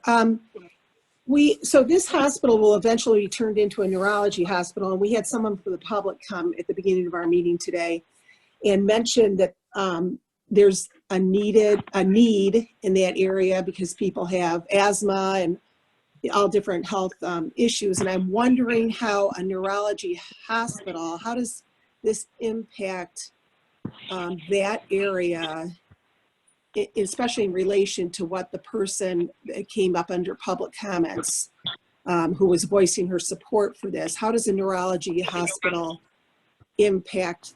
Because to me, that's a very big specialty that would probably impact a certain amount of the public, but not as far as asthma care and high blood pressure care and that type of thing. And if Dr. Shaw is still on, I would love for him to chime in on this. But the one thing I can tell you is, while there are certain health needs in that community, I didn't hear that speaker as if that was the exhaustive list. The reason why what I heard her say was, COVID-19 negatively impacts people with those symptoms, and it disproportionately impacts people with those symptoms than others. And in that community, that means that they need more resources right now, more than ever, to attack COVID-19. And this hospital is welcomed in that community to solve a problem that they have more than other folks. Certainly, after all this is over with, there will be other needs in the community. And neurosurgery, while is a very specialized thing, can be a very positive thing for a region, not just any one neighborhood, but for a region. And what it can do is raise the level of life expectancy. It can certainly attract neurosurgeons, doctors, nurses to live into a community, buy houses in that community, spend money in that community, and raise the local economy of that community. And the one thing I would say is this use is definitely better than it being vacant as it has been for the last couple of years. So, Dr. Shaw? Yes. So we look at it as two phases. That first of all, our entire focus is on the COVID crisis and has nothing to do with our own particular areas of specialty. So the short and immediate term is all that's the only focus. We'd like to help, and everything we can do, whatever resources we have, we want to pour into it. Of course, once we've done that and we're hopefully looking at this problem in the rear view mirror, there's some stability, then of course we're looking at the possibility and the idea that we would expand in our area of specialty. Those are the areas that we're experts in, us as a group, and therefore we would stick to that focus. I wouldn't want to fool anyone in terms of what our long-term intentions would be. And the neurosciences have many spill-offs. There's orthopedic surgery, there's pain management, there's social work, there is so many different varieties, whether it's research, whether it's developing industries, products and patents. So there's so many other things that go beyond simply doing neurosurgery. And in doing that, of course, we think that we're going to impact many people. Our approach has been, our history has been that we don't give any regard to income level, insurances, insured, not insured. We take the approach that we want to take care of the community in our specific areas of specialty.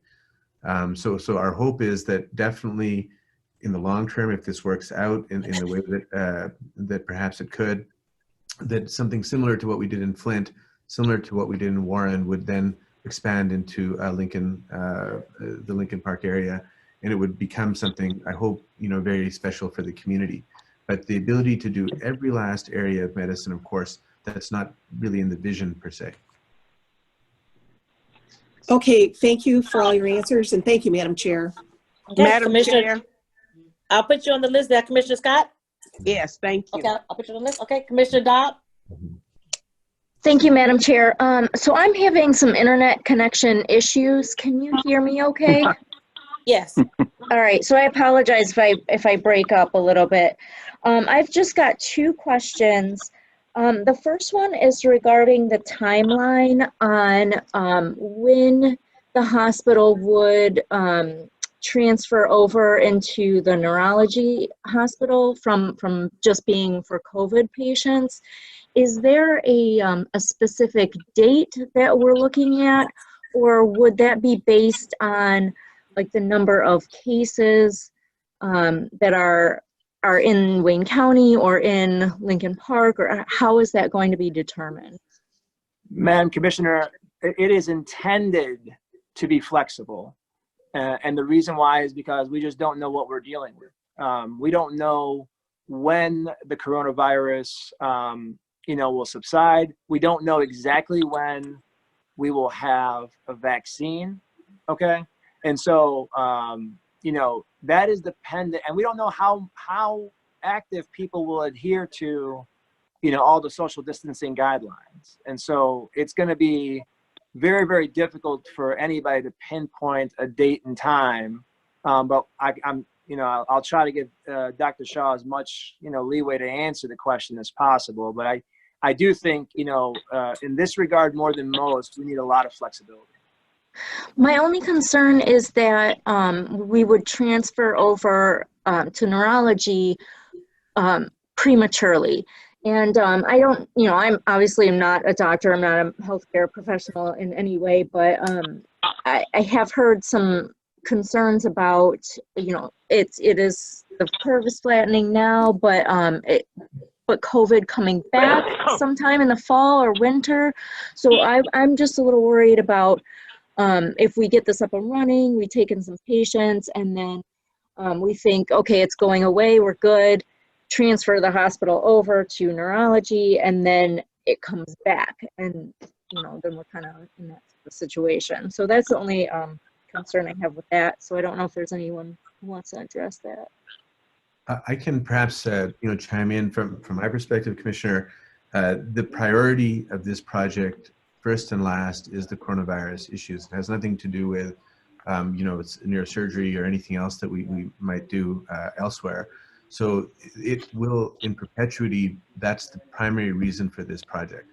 So the other expansion takes a back seat to that. So we would maintain capacity to deal with this issue, and until it's resolved, then we would not move forward with our other plans. And I would say that those plans for expansion largely are going to be determined by regulatory issues and so on. And those, I'm sure that you'll get to know more as we continue to do the work in the long term. But those regulatory issues is what's going to, perhaps, be something that puts, some degree of brakes on the project. So that's our only concern as an institution. But as far as what's going on right now, there's emergency orders in place, and we are going to exploit those to try and do everything we can for the COVID crisis. So that's definitely the priority. Okay. All right, thank you. And then I just have one other question regarding jobs. Can you talk about what your processes would be in hiring unskilled labor, like I'm sorry, I'm blanking out, like custodians or that sort of workforce for your hospital? Yeah, no, definitely. We would want to do everything we could, outside of medicine to try and help the community and so on. And we need those workers, and we have absolutely no problem with bringing people in that are unskilled and then training them if necessary. For example, there's CNA, certified nurse assistants, that require training, but the training is, a lot of it's on the job. In Flint, Michigan, we've done quite a bit in terms of training. I personally was on the Workman Development Board, and within the context of the community, we've had several people that come in at an unskilled level, train them to do administrative work and other things, and we've found great talent within people. I really, I love the idea of being involved in the community to try and encourage growth in terms of positions and skill sets and so on. So our right now it's kind of an emergency situation, so we're just jumping in and we're doing our best to get people together. We're getting volunteers, we're getting medical students, nursing students, whoever can help us with the project. But again, as things slow down and as things get under control, certainly we would like to access the community and the people there to bring them into these positions. And just to time off of that, just one other thing for Flint, we've actually had a track record of this. So one of the things that we've done is we actually have made an active effort to have prison reentry. So we've actually actively hired individuals that were formerly incarcerated as well. That's a part of sort of our DNA within the context of giving anyone an opportunity that's willing to take that opportunity on. So that's something that Darsha, as a CEO, has been adamant about, providing that sort of resource in Flint. Again, Flint, for those that don't know, Insight, we have expanded from staff of 4 to over 300. And so this is not something that's completely new to us. This is something that we've had a track record for. We're an established organization in Flint, but just like we are here, it's something that we had to start from some degree. And that's where we kind of look to support from the government agencies in order to kind of help continue that growth here that we did there as well. Okay, very good. I like to hear that. Thank you. Okay, thank you, Commissioner. Next, we have Commissioner Anderson, then Commissioner Basham. Yes, I just wanted to ask a question about to Khalil. I think it was mentioned by one of the other commissioners about what other uses these dollars can be used for. Will you be putting together a plan and then providing that to the commission of what else we're going to be doing? In particular, I know one of the things that's a huge issue is out-county testing sites and whether or not we're going to be able to obtain the quick turnaround Abbott machines for testing, so they're almost instantaneous results because yeah, I think most anyone has to drive a great distance from Western Wayne County in order to have the testing, and probably the same is true for downriver. So we do have a plan, and that plan to spend the money will have to come back in front of the commission for approval. And that plan is, number one, we are working with our health department to find what is the greatest need right now that the health department needs, because obviously the funds are geared towards solving COVID-19. And then number two, we have 2 gentlemen on our community development team, Lucius Anthony and Darcel Brown, which some of you may know, who are reaching out to our local communities, asking them for feedback for the kinds of things that Commissioner Anderson just said. And so we will certainly, working that plan up and hopefully bringing them back to you all. Okay, thank you. Thank you. Commissioner Basham and then Commissioner Scott. Thank you, Madam Chair. First of all, relative to the COVID-19, that hospital, the physical location, is actually between Wyandotte Hospital, which my daughter works at as a nurse, and that's Henry Ford Wyandotte, and then Beaumont Dearborn, and both of those are very, very busy hospitals. And so we are a large county, and that would be a prime location. That's probably why I was located there initially years ago.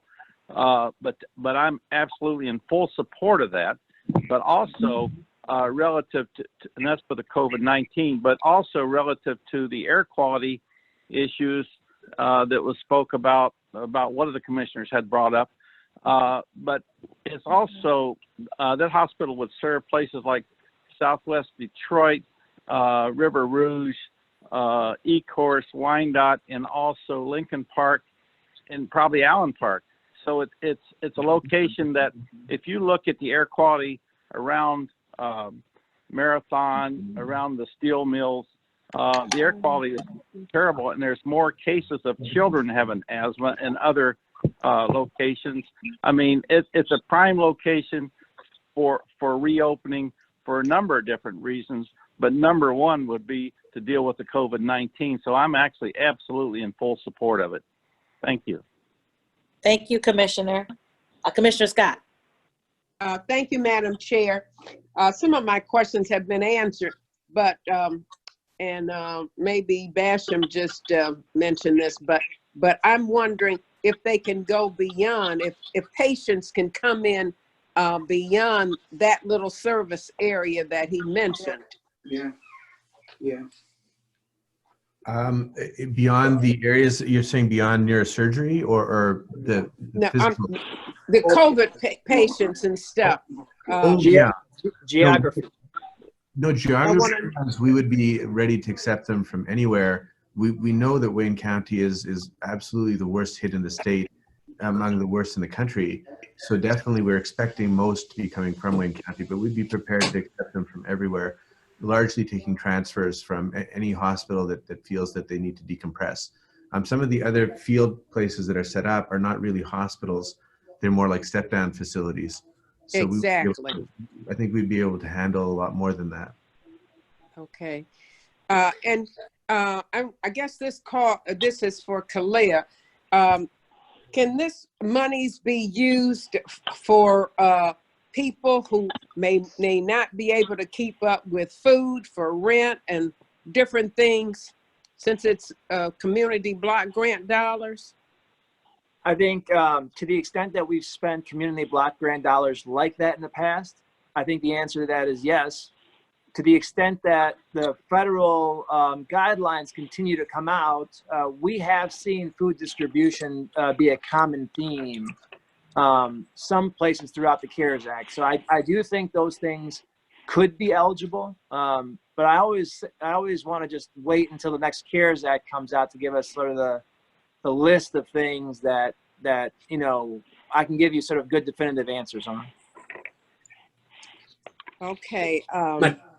And you you said it's in our package. Maybe I haven't gone through all of it. It will tell us exactly how it can be used. There is some guidance from HUD, and we did, there is a link that you can click on, and it gives you a list of things. First, it gives you categories and themes that they're trying to point you in the direction of, and then it gives you sort of some examples of some of the things that would be eligible for. You still have to match those up with the HUD guidelines, which we can absolutely do. But we think it's a good place to give some direction. And then, if I could, real quick, Dr. Shaw, the gentleman that's next to you, can you just have him announce himself for the record and give his name and spell it? Yes, my name is Nadir Ijaz, Nadir. Last name Ijaz. Thank you. And I'm the Chief Operating Officer at Inside Surgical Hospital. All right. Khalil, I'm not quite finished. Do you happen to know what that link is? Yes. Terry or Horace, if anybody's on it gets it faster than me, please. I'll send it in the chat. This is Horace Ahmad with Corporation Counsel. Great. I'm happy to send it in the chat. Thanks, Horace. I'm sorry, I didn't understand what he said. He's going to send it in the chat. Oh, okay. All right. You all set, Commissioner? I guess I am. Commissioner Hedges like to be recognized. Okay, hold on one sec, Commissioner Hedges. Commissioner Scott? Yes, I'm all set for now. Thank you. Okay, thank you. We have Commissioner Baidoon, then Commissioner Hayes, and then the last word would be from Commissioner Varga. Commissioner Baidoon. Put me on there too, Colleen, please. Okay, sure. Madam Chair, I'd like to yield to the Chair of Economic Development, Commissioner Hedges, and then I can go after him. I'll yield to Commissioner Hedges first. Commissioner Hedges. Thank you, Madam Chair. It's always, I'm in support of have more healthcare provider to make sure we have a healthy communities. I'm facing a huge challenge at this difficult time now. Is that facility, it's been guaranteed, we put $500,000 in it, is the organization or the healthcare provider from Flint would guarantee us that facility would be continue to be open after this coronavirus end. It's not temporary fix for $500,000. And the second thing is the county did some study how full the existing facility, the capacity, it's 100% been occupied, or we still have many vacant beds. The second thing what raised my concern is I have a hospital in the city of Wayne run by Beaumont. And Beaumont surprised us for last few days. They've been sending patients to Grosse Pointe, I think, on the east side. The one they really extremely sick, near death. And their family don't know why they transfer their patient, their loved one, far away. And then they send in doctor and nurses to other facility and shut the door in the hospital in Wayne. Here we have a healthcare provider shutting down facility well equipped and have a lot of qualified healthcare provider, doctor, nurses. And now we're trying to open another one. Maybe it's a different issue because Beaumont is different than the Flint one. I'm always in support opening another one, but I need the county to be aware of what's going on in the city of Wayne. And today I've been receiving calls from the mayor of Romulus and a lot of citizens as they're gonna lay off around 300 nurses. I don't know if the number accurate or not, because sometimes the people, you know, panic from those kind of information. So I'm on one hand, I'm in support of have more, but I'm against to see healthcare like Beaumont doing something without explaining. They have a press release on Friday. They tell the people, we're not gonna close Wayne. And today I just received a text from a resident who have a patient over there. They've been transferring the patient move from Wayne to Grosse Pointe, and family want to know why. They shut the door down. So is, you know,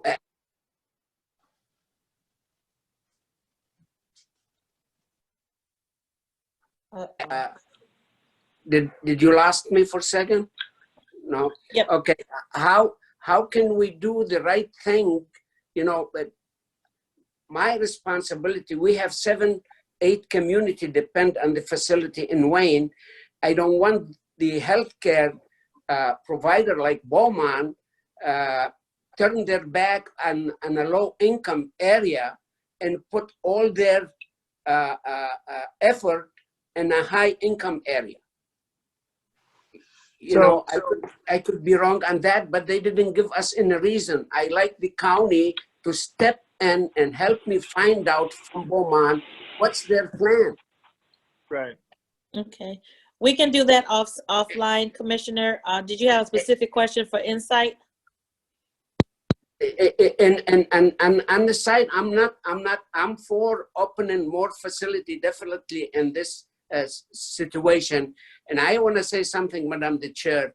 I really want to thank Khalil Rahal for his patience with me, because I've been under a lot of pressure, and I call him a few times. He communicate with Beaumont, but they give him the same answer they give us. It's like push over answer, not with explanation, not with somebody in a high position. They have a one person call me back, and I asked him a few questions, and the young man really was very honest with me, and he kept telling me, no, I can't answer that. I don't know what's the answer for that. Then I told him, well, get somebody who know those answers and let him call me. We didn't get those, but I'm in support to spend tax dollar to make sure we provide services to our people, you know, and I hope we have a happy ending on both sides. Thank you, Commissioner. Commissioner Baidoon? Thank you, Madam Chair. First, I'd like to say thank you, Dr. Shaw, for considering this area of Wayne County. I am in support of any business ventures or endeavors that would create jobs in Wayne County, in any community, especially in economically challenged communities. I just have few questions, Dr. Shaw. First of all, I heard you say that you have CON for 80 beds from the state of Michigan, and hopefully you don't need more than that, because we want to be done with this COVID-19. Some of the questions or the comments were touched on the transformation from a COVID-19 hospital to a neurosurgery center. I'm sure you have done your study on the need for a neurosurgery in this area. I believe it's centrally located, and I would be also interested in knowing how many jobs you will be creating by coming to the city of Lincoln Park. And is it realistic for you to be open on Friday? That's like 4 or 5 days from now, 4 days from now. So I'm interested in that. And also, most importantly, Dr. Shaw, we know that Insight Surgical Hospital will be receiving this 500 CDBG money, 500,000. How much of an investment will your hospital be making in this community of Lincoln Park? Have you purchased the property? Did you close on the property yet? So 3 questions that you asked. First off, in terms of what we're planning to do in the long term, there's lots of risks associated with it. There's a lot of questions we have as well. And as I say, we're getting into it in a fairly messy way, to be very honest. We're jumping in and we want to do our best. And then long term is, of course, is we think that realistically we can do well in terms of creating a center that's lasting. And that's been our history. So we've done that, as I said, in a couple of different places quite successfully. And I think we have the infrastructure and the experience now that we can do it. Even though it's an economically challenged location, that's who needs the medical services more than anyone else. And we feel that's part of our core mission. It's among our core values, to take care of people from all walks of life. And we do think that this is important to contribute to the community. In terms of the ability for it to be sustainable, I think that was the second question. Was it, were you asking about the sustainability of it afterwards? Yes. So again, we do think that it can be sustainable, and we do think the long term that we can do very well in terms of creating the energy and the type of institution that we did in Flint. But of course, we would need support, and not financial support only, but support in terms of allowing us to move forward. There's regulatory issues and others that the county can help us with. And so if that happens, if we're able to get that, then our expansion would be very different and very much bigger. If that doesn't happen and we don't get some of those technicalities taken care of, then of course it would truncate our project a little bit. We would still be there for the long term, but it would be of a different magnitude. When we opened in Flint, I believe we had a staff of about, I think I had 4 people with me, and we ended up buying GM's headquarters, which was 600,000 square feet. And now, as Nader is saying, we have well over 300 staff. So we do believe that we understand what it takes to grow and what the needs are. and what our opportunities are. So I think that we're able to do a lot. As far as our financial input into it, this has nothing to do with making any type of a profit whatsoever. The COVID crisis is our concern, and our hospital, like every other hospital, is under tremendous constraints. Our entire institution is under tremendous constraints. There's less activity, finances are low. We're really not in a position. Normally, I would say any business would not want to do what we're about to do. We're simply doing this because we feel it's our duty. So we don't believe that there's any financial benefit to us doing this on the short term. Long term, of course, we have to make it a solvent organization, and that would be our intention. So I just want to chime in on the couple of points that you brought up as well. So as far as the actual facility goes, so we do have it's a lease option to buy. Again, Okay. that's specifically for the solvency of the organization. Again, we're going to need the support of you all in order to be able to actually continue this project after the COVID. As far as our investment goes, there is an investment that we are making and we plan on making. We're putting in at least about 1.5 million. And it's going to continue being something that we kind of continue to invest into. But again, with the support from the local and county and then state level as well. Job-wise, again, is there a specific number today? We can't say that, but just like the facility that we have in Flint, which was 600,000 square feet, that started with 4 people, and we've increased that over 300 jobs. This has the same sort of trajectory. It just, again, boils down to once we get out of COVID, where are we going to be? And then you had asked a question about the CON. So the CON is basically a very standard sort of process. So you always do it in a tiered approach. So the first CON that we received was for 80 beds. And again, just like you and everyone else, I would hope that we don't have to get more CONs, but if and when we do have a need for additional CONs, that'll be a tiered approach that we continue to ask for additional CONs. The capacity for this facility is 440 beds. So, our ultimate goal is we want to be fully functional at that 440 bed level if needed. So come this Friday, if you had 80 patients who are COVID-19, you will be able to operate starting on Friday, where you have 80 patients in that hospital. So we have, the one thing we're waiting for the state to give us one more, approval. And that's from the certificate of need, you need a medical license to allow us to go ahead. So we have all the tough stuff. We just need that. So I think their engineer is coming by, this week, in the next day or two. So we need that. If that was given to us, then on Friday, we'd be able to take 10 patients, not because we couldn't take 80, but we want to get the kinks out of the system. The hospital has not been operating for a while. We're redoing the oxygen. There's a few technical things we need to make sure we can safely do. And so we would be looking at 10 patients as our first stage to get it right, et cetera, and then we would move into 80. And so that's kind of the phased approach that we would take.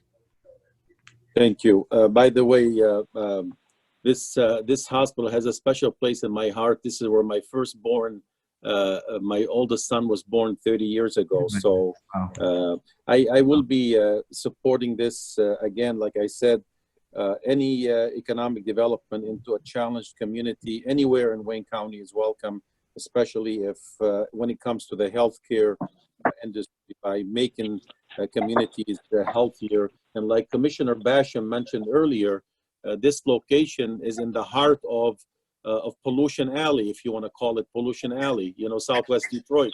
So I hope that you can do something in terms of making the health of the community that you're coming into much better than what it is today. And I wish you the best of luck, and I will be supporting this. Thank you, Madam Chair. Thank you, Commissioner.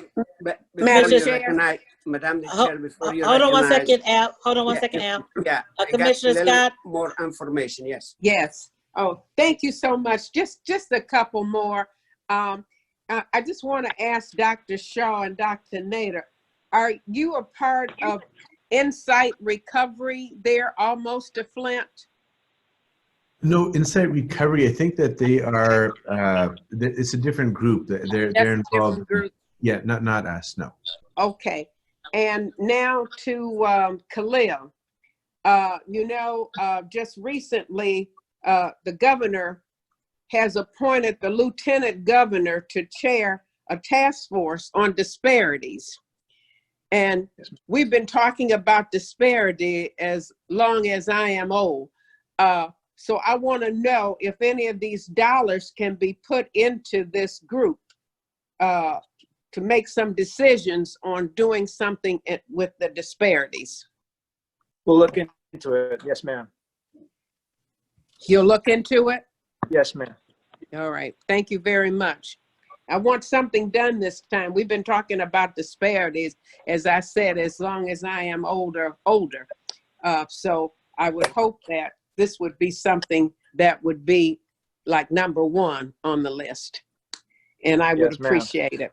Thank you so much. And thank you for the information that you sent me. Okay, Commissioner Hayes, do you have another question real quick? Before we go No, to Commissioner I just received information from a doctor in Beaumont. He's the head of the medical staff in Wayne, assuring me they're not gonna close Wayne. They losing some of the staff. And then my colleague Glenn Anderson texts me as Debbie Dingle communicate with Beaumont, and they assure her they're not closing the facility. It's temporary. So I don't know how long the temporary. I felt to pass this one too. And Thank you, I'll sir. just say very quickly on that, the county executive was supposed to have a conversation with the head of Beaumont yesterday about this very issue. I spoke to Dr. Ahmad, the same as you just did, Commissioner Jesus, and we are trying to talk now about how fast we can get it open, not whether or not it's permanently closed. Thank you. Commissioner Killeen? Yeah, thank you very much, Madam Chair. I've got a few questions here. I want to start with Commission Counsel. In reading through your highlights, the analysis that you provided, one of your bullet points says the agreement appears to authorize the county executive to unilaterally, without commission approval, allow Insight to change the scope of the project to something other than a hospital. I want to ask Commission Counsel if that is her opinion today that that could happen. Through the chair, there is language in the agreement that gives that appearance. The administration advises that the only changes that will be made will be to allow them to remain in compliance with HUD guidelines. It's not clear if that change would mean it wouldn't be a hospital. So I'll have to sort of refer you back to the administration for that, but there could be some level of change, yes. And if I can follow up, Counsel, please. In one of the responses that you received to a question, the administration said the requirement of delivering a hospital with 80 beds or more is a hard requirement written into the scope of work. I want to ask you if that's true. Can any of these dollars be spent on anything but COVID beds? Well, I believe that the money that we're referring to has to do with COVID because it's a special allocation. So in order for it to remain eligible, not only does it have to meet HUD guidelines, but it has to meet the CARES Act, which is based on COVID. So it has to be some level of COVID use. But again, the administration may have more information on that. But it doesn't have to be beds? Because that's what's before us. The sale is we're going to provide at least 80 beds. Right. And again, based on the way the contract is written, there can be some adjustments to remain in compliance. Could that mean no beds? It's possible. I can't speak to that other than to say my reading is that it's possible. I'd ask administration then if any of this money would be spent on anything but the beds for COVID-19 patients. Well, it's not on beds. Okay, the money has to be spent and 80 beds have to be delivered under the contract.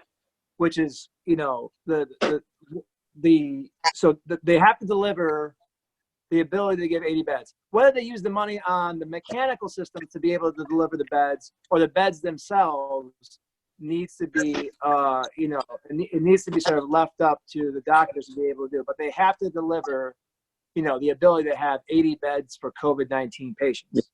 The portion of the flexibility in what unilaterally the county executive can designate, as you mentioned, is not whether or not the 80 beds is done or not done, right? Like the Horace can answer this better, but the hard numbers are in the agreement what the hard numbers are in the agreement. The question is, you know, under the agreement, can the CEO designate different eligible uses under HUD guidelines to protect the county? And that is what he has unilateral ability to be able to do. We have it designated under now economic development.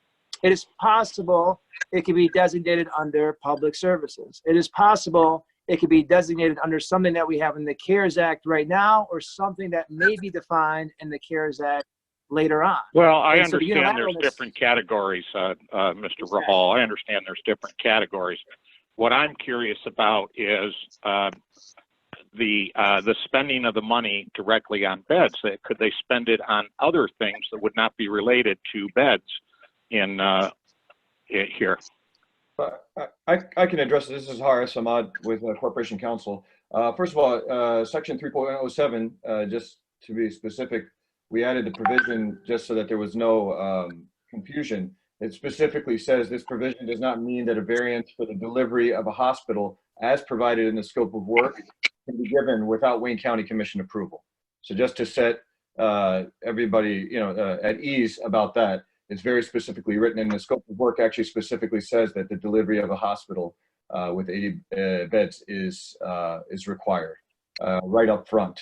The provision was there because we have it, and I know, Commissioner, that you're very familiar with the HUD requirements in CDBG, but typically in a subrecipient agreement, we would give full leeway. We wouldn't even specify the eligible use or national objective, in the sense we'd say any eligible use or any national objective. We're saying the project will be the same. What we're saying is if it is public services, then documentation would be different. Here, we've said it's under special economic development and you've got to document the jobs. The money can be spent on any eligible use under the CARES Act and CDBG, whatever would be eligible under this category, because we need to give that type of flexibility. But the delivery would be the same. You have to deliver the hospital with the 80 beds. Yeah, okay. To me, delivering a hospital and delivering beds are two different things. What type of beds are these going to be? We have COVID beds for people that are, you know, very serious and need ventilators. We also have COVID beds for patients that are not so serious but still need hospitalization. What type of beds are we looking at for this facility? So before Dr. Shah addresses that, can I just clarify, and I think you understand that, Commissioner, but when we say beds, that, you know, that's the term of art in the hospital, like number of beds, like spaces available for a patient, like slots, you know, that it's licensed for to actually service the, yeah. So I just want to. Yeah, I understand that, but I'm wondering what type of beds are they preparing for with this facility? I'll let Dr. close that. Yes. So we're initially, you know, going to take patients in that, you know, we want to take 10 patients that are sick, they require hospitalization, but they don't require a ventilator. So we want to first work with those patients, get that up and going. Then, of course, we want to move towards ventilated beds. The facility actually has the ability to take 100 ventilated patients, which is pretty amazing. We have to have an oxygen tank installed, and that oxygen has to go through the entire 5 floors of the building. We have to fix all the little leaks and holes that might be there. And then to give this high volume oxygen then to the patients is going to be the next step. We're being told by the people who install the tanks and do the testing that might take 3 weeks. So in other words, we are moving towards fully ventilated beds. At the same time, we're following the medical developments of what the ventilator actually does to these patients. But our ability to take ventilated patients is really what we're moving towards. Okay, but you're initially going to start with the same type of beds that are in Cobo Hall right now. No. We'll be much higher level than Cobo Hall. And Cobo Hall is a step down. Well, you're going to be taking the same kind of patients. We will take much sicker patients than that. So we'll be able to take Yeah. patients that you know, as long as they don't require a ventilator, we'll be able to take care of them. And so, Okay. it would be, they're more of a step down unit. I don't know what their full capacity is. They're not separate rooms, there's cots. So again, I don't think that we're comparable to their level of acuity. I'm also curious then, under the certificate of needs process, who's going to make the call on when you're is the state going to open you up saying we need to send patients to this new facility? Because there's other facilities with capacity out there. Who's going to make the call on when these beds go into use? Or are facilities going to compete for these beds from overflow from the hospitals? No, we don't see this as a competition. We want to complement what the other hospitals are doing. There's no need for any type of competition from our side. So I understand that, but when are you approved as of Friday to start taking patients? We're approved currently. The certificate of need gave us, of course, the ability to now move ahead. But then we just need the state engineers to come and give us the medical license that we can proceed with it. So that has to get done.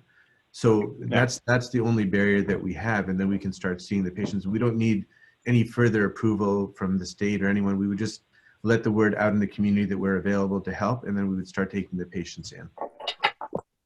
I see. Okay. Because I am very much that you over prepare for these things rather than under prepare for them. But I'm also cognizant of the number of beds that are out there.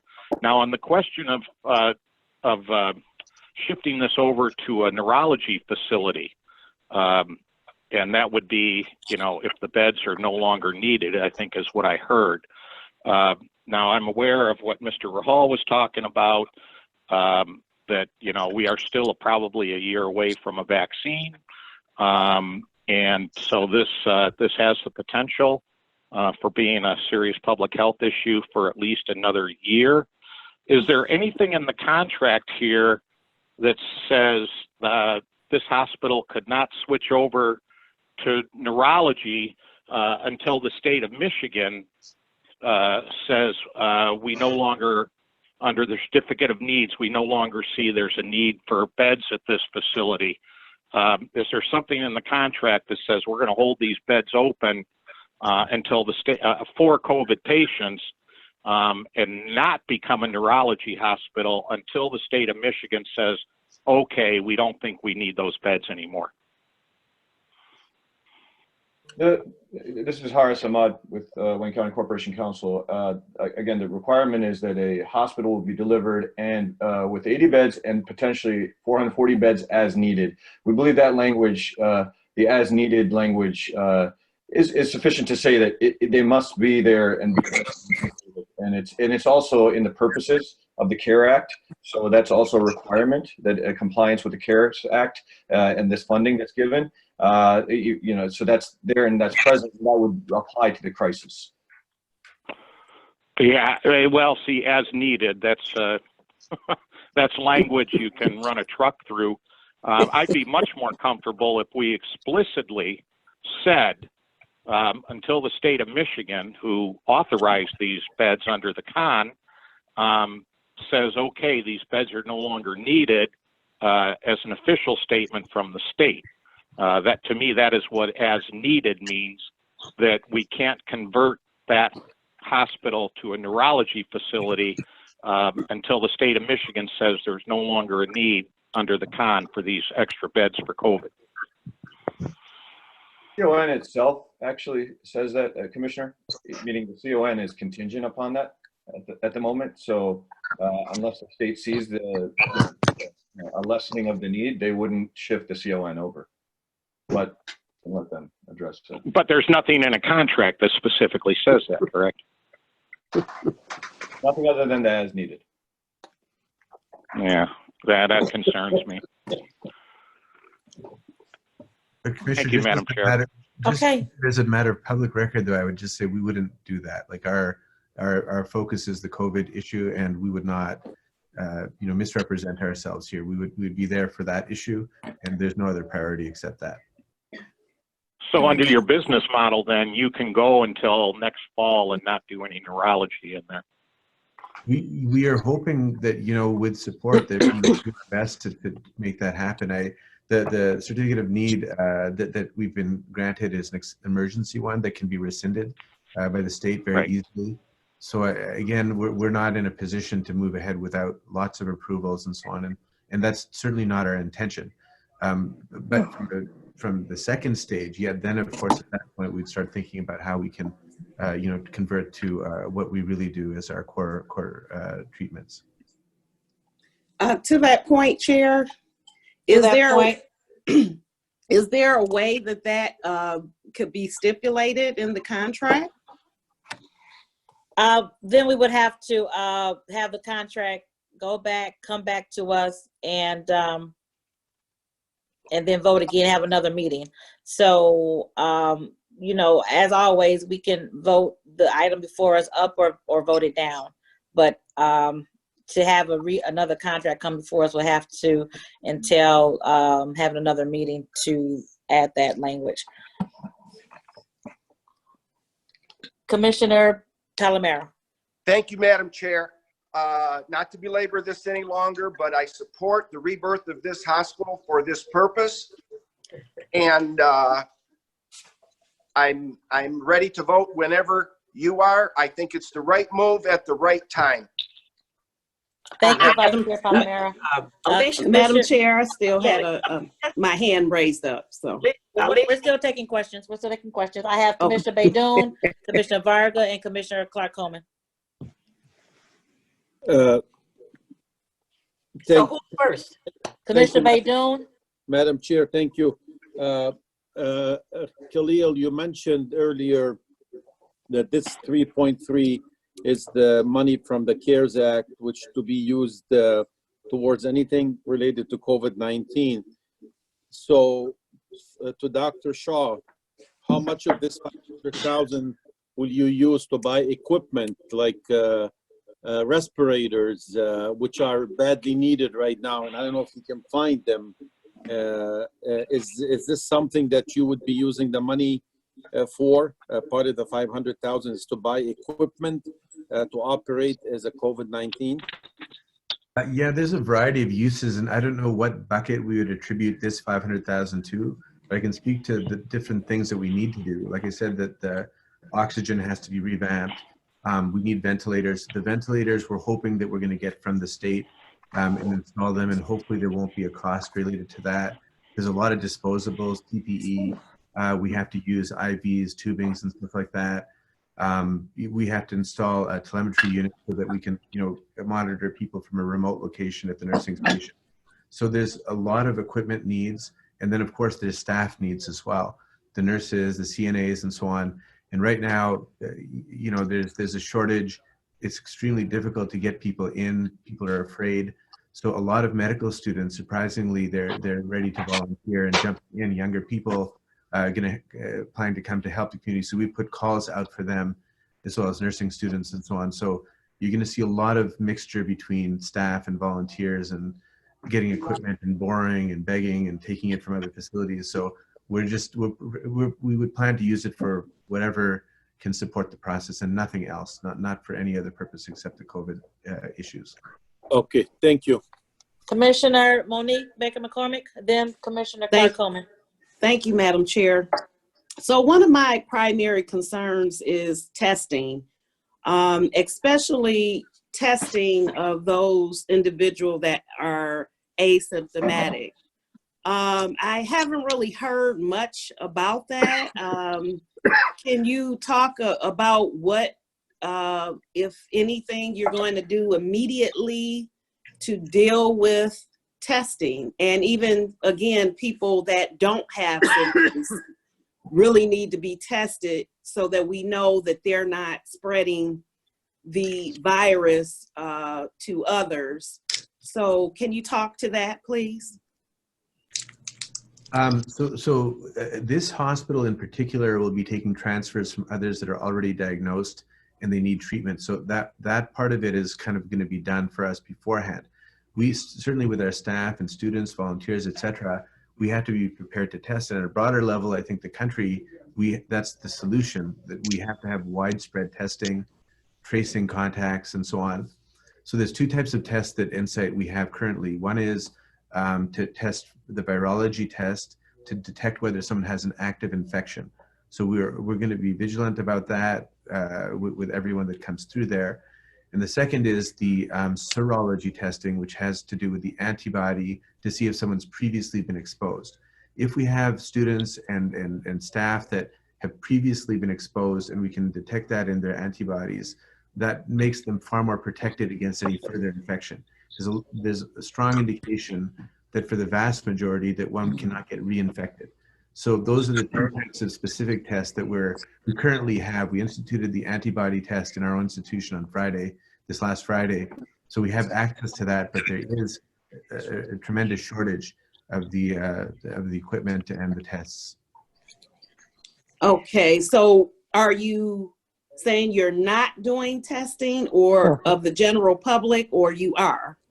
No, this project is not addressing the general public testing, but we certainly could. And so again, that's not the core issue, but definitely in the community, if there's a need for that, we can set something up. And I like the idea personally, I think, but it's not the core reason for the hospital though. But I do think that it's something I'd love to set up. Right. Well, I realize it's not the core reason, but I think it is to the core of the problem, testing. And I think it's vital to curbing this pandemic, that we know who is positive. And so for me to open a hospital without testing capabilities, I'm not sure why that wouldn't be first and foremost. No, definitely would like to do that. But again, the main idea is to take people who have already been established and kind of take the heat off other facilities and so on, and to increase our capacity to take care of the inpatients. But certainly, that would not be difficult to set that up. And of course, we'd have to, get the valid number of tests. But again, it would be more. It's not an inpatient issue, but certainly to help the community and to be involved in that, I would love to do that. Great. Well, I would love to see, I think the hospital, there's a need for the hospital, but I also know for a fact that we need the ability to test individuals to reduce the spread of it. Thank you so much. Thank you, Commissioner. Commissioner Clark-Coleman. Thank you, Madam Chair. I've listened to all the comments here, and I couldn't agree more that there's a need for this hospital, and certainly in the area that it's in. Ray Basham reminded me about the pollution over in that area. So I think that what we've been asked to do here is the right thing to do. We need to get as many beds as possible. We don't know when this is going to end. They say that we're bending the curve. We don't know that. We have to be prepared. So I'm totally in support of this, and I will be voting to support it. Thank you, Commissioner. Commissioner Varga.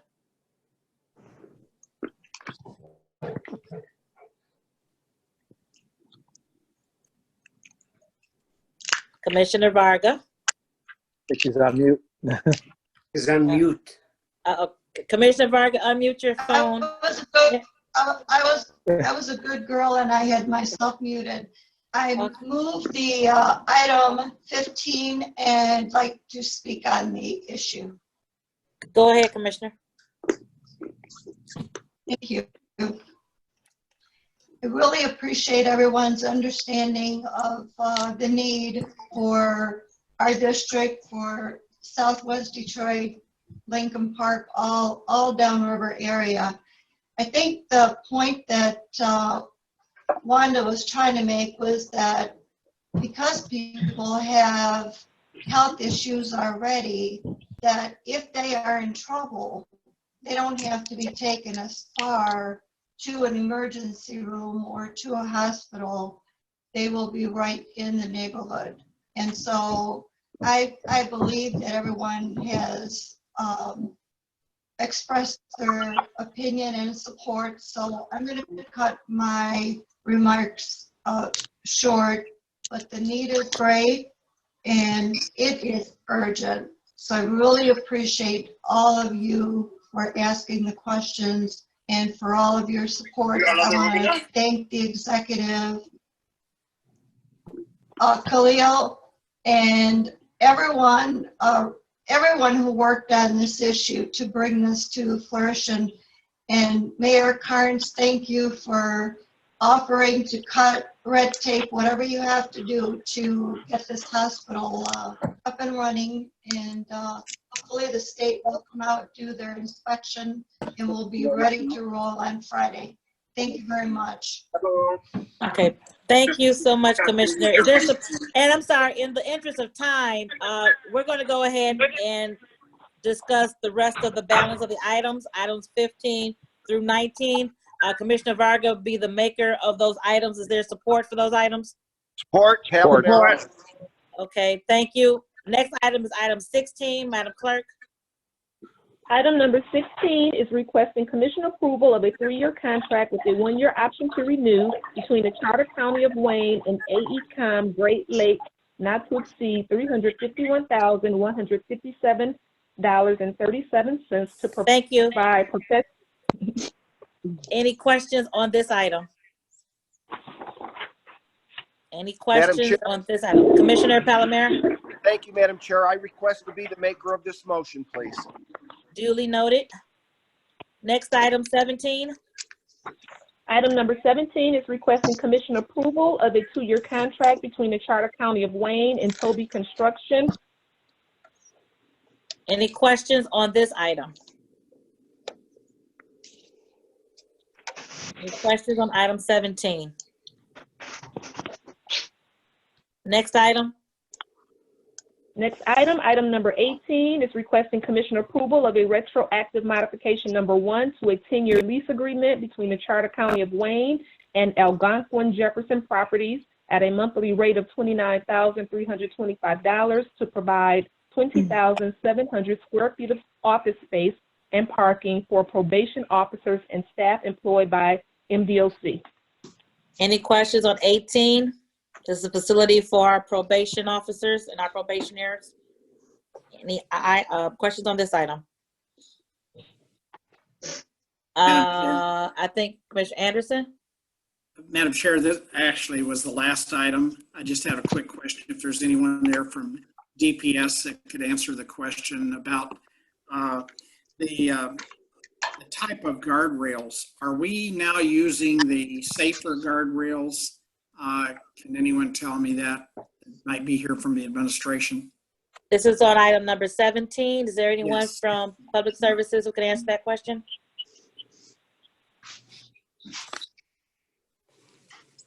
Anyone from Public Services? This is Elizabeth Taylor with DPS. You had a question on 17. I didn't catch something about guardrail. Good morning, Elizabeth. I just wanted to ask the question. The state has transitioned over to using, and they're, I think, in the process of trying to replace the ends of the guardrails, which was resulting in a lot of deaths from car accidents. So I noticed they have guardrails in this proposal. Are we now using those rather than those squared off ends on the guardrails, or not? Are we now using the safer guardrail endings? You know, I will have to get back with you. Are you Mr. Ron, talking I sent you from attenuators? engineering. Oh, hey, Ron. There's Ron. Go ahead, Ron. Yes, Commissioner, when the state of Michigan, our Michigan Department of Transportation changes their standards, we make all of our plans comply to their standards. So if they've changed their standard, we are complying with what MDOT does. Okay, very good, because you're probably aware of it, aren't you, Ron? What Yes. they did. after I guess a lot. I mean, there was coverage for the whole across the country where these other types of guardrail endings, the caps on the ends, were resulting in a lot of unnecessary deaths and accidents. Yeah, that's correct. So we are complying with the MDOT standards. All right, thank you. Thank you. Number 18, again, number 18, any questions on 18? Looking to see if there's anybody with questions. No. Okay. Number 19, anyone with questions on 19? This is the prosecutor and attorney's office. Okay. Hearing no questions for items 15, 16, 17, 18, and 19. Roll call vote. Madam Clerk. Commissioner Anderson? I'm sorry. Go ahead, Commissioner I Anderson. did have one question. I think Tony's still, I see he's still online. I'm here. Through the chair, I just wanted to ask Tony, I know I've made an issue of this over the years that I've been there, about whether or not we can all get in one blanket order purchasing the publishing, the West Publishing or whichever service. And I realize there's a desire to have things separate from the court in the prosecutor's office, but there should be a way to divide, put a wall, for lack of a better term, between what the prosecutor is using and what the court, the judges would see. And I just think we would save a great deal of money if we had everyone on the same blanket contract. Through the chair. Go ahead, Tony. Commissioner Anderson's point is well taken, and those economies of scale are being negotiated now for the Westlaw contract that will begin in September. This particular modification takes us to the end of August, and my understanding is that Corp Counsel and representatives of our office are actually been negotiating with Westlaw to achieve those economies of scale. And Commissioner Anderson, I will say to you that already we have a commitment from Westlaw, to my understanding, that they will give us the same price that we're having now. When the Corporation Counsel and the prosecutor's office are merged together, we may be able to get even more economies of scale. And the only one point on this particular contract that I want to make is the funds are already budgeted, so this is not new money. This will carry us through the end of August with our research contract. I appreciate I'm happy to that. answer any other questions. I appreciate that. I'm just hoping that we'll eventually get to that point where we'll try to have a blanket contract and save resources that way. Through the chair, I think you're absolutely correct, and I'm far from being a techie, but my understanding is that firewalls or some sort of barrier can be set up, for instance, between Corp Counsel and the prosecuting attorney's office, likewise with the courts. Right. Thank you. Thanks, Tony. Thank you, Tony. Thank you, Commissioner. At this time, we're going to do a roll call vote on 15 through 19. Madam Clerk? Commissioner Anderson?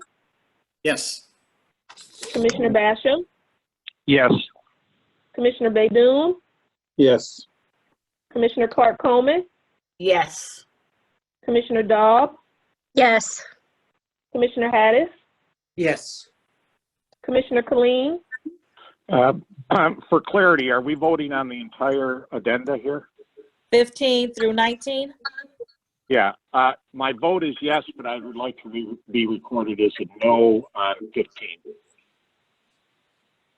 Duly noted. Okay. Commissioner Kniezek? Yes. Commissioner Marecki? Commissioner Marecki? Oops, sorry.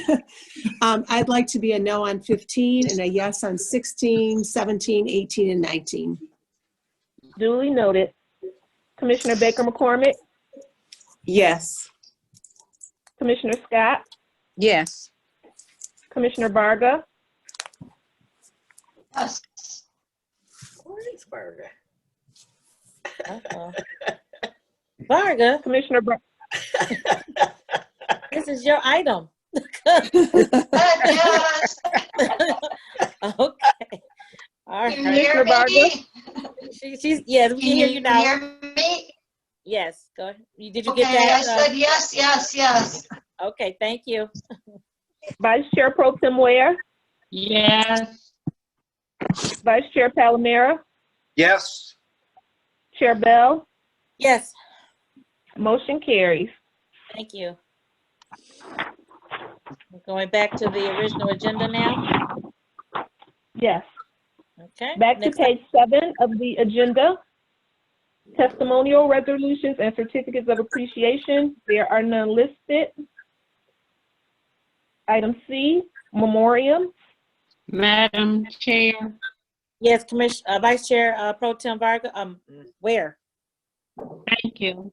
Under memoriams, I would like to ask all my colleagues to lift up our state colleague Sherry Gay Daniego in prayer. Her sister Jelana Gay passed. Oh no! Wow. Oh no! Oh gosh!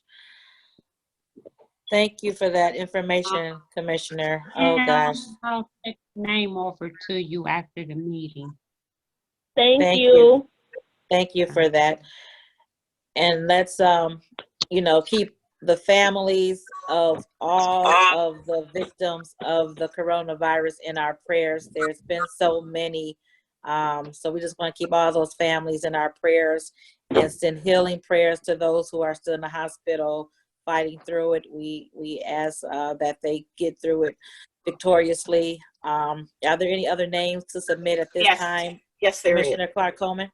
Sure. I lost 2 of my church members. Both of them were in their 70s. That's why I'm all for anything that's going to assist in reducing the effects of this horrible disease. So I have 2 of my church members.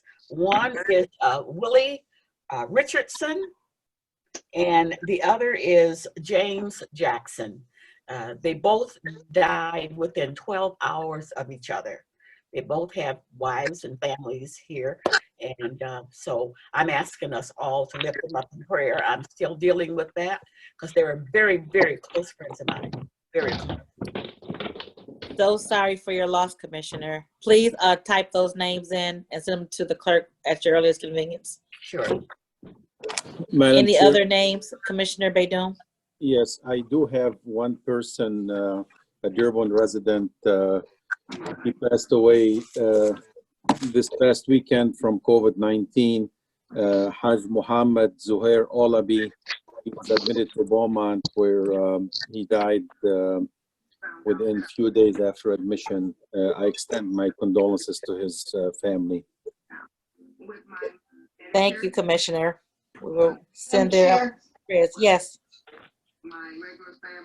we had 2 people die in Lincoln Park this week alone, and I do not have their names yet. I'm not sure if Mayor Carnes does or not, but we need to lift them up in prayer as well.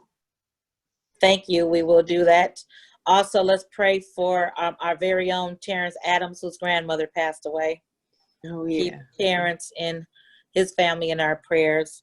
And also my classmate, her husband died, Captain Frank Williams of the Detroit Fire Department. So I want to keep her, and she's actually one of our sheriff deputies, but she's fine, but her husband passed away from the Detroit Fire Department, Captain Frank Williams Jr. Keep their family up in our prayers. Any additional names? Okay, hearing none, if we can please take a moment of silence.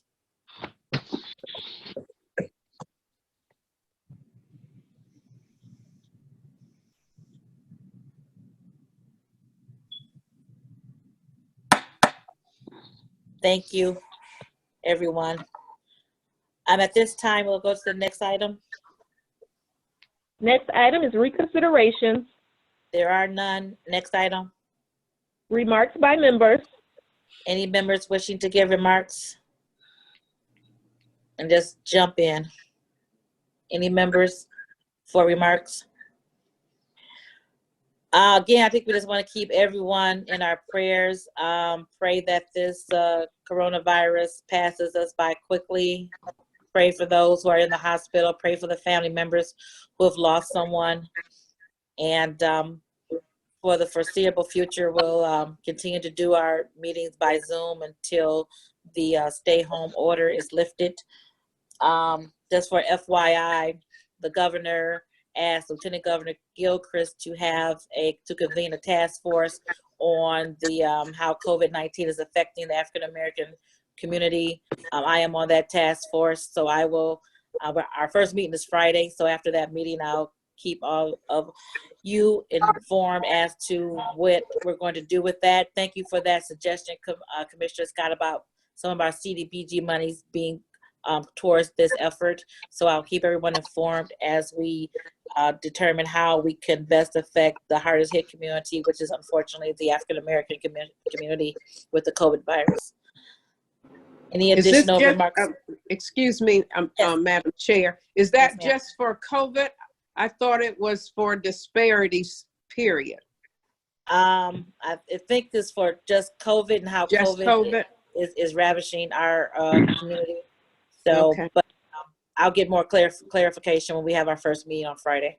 Okay, but I still want Khalid to look for all disparities to see what we can do with these funds. Absolutely. All right. Thank you so much. Any Madam other? Chair? Yes. Yes, somebody might have to pray for Comcast, because after I get through talking to them after this meeting, they're gonna need a few. Thank you. Madam Chair. Yes, ma'am. I thought that the bear got Commissioner Ray Basham. Well, maybe between the bear and Comcast. Any additional remarks by members? Hearing none, I'll accept a recess of this meeting until April 30th. So moved. So moved, Martha Scott. I move. It's been Support. moved and supported to recess until April 30th at 10 a.m. Thank you all so much. Enjoy the rest of your day, and we'll be in touch shortly. Take care. Thank you. Bye, Thank everyone. Thank you. Enjoy your birthday, Irma. Thank you. I will. By myself. Well, you came here by yourself. All right. Maybe we should all do a drive-by by our house. with the horns. Just stay in your own house. I hear you. I don't need no company. Is that I don't either. We'll have a cake for you when this is all over. Okay, great.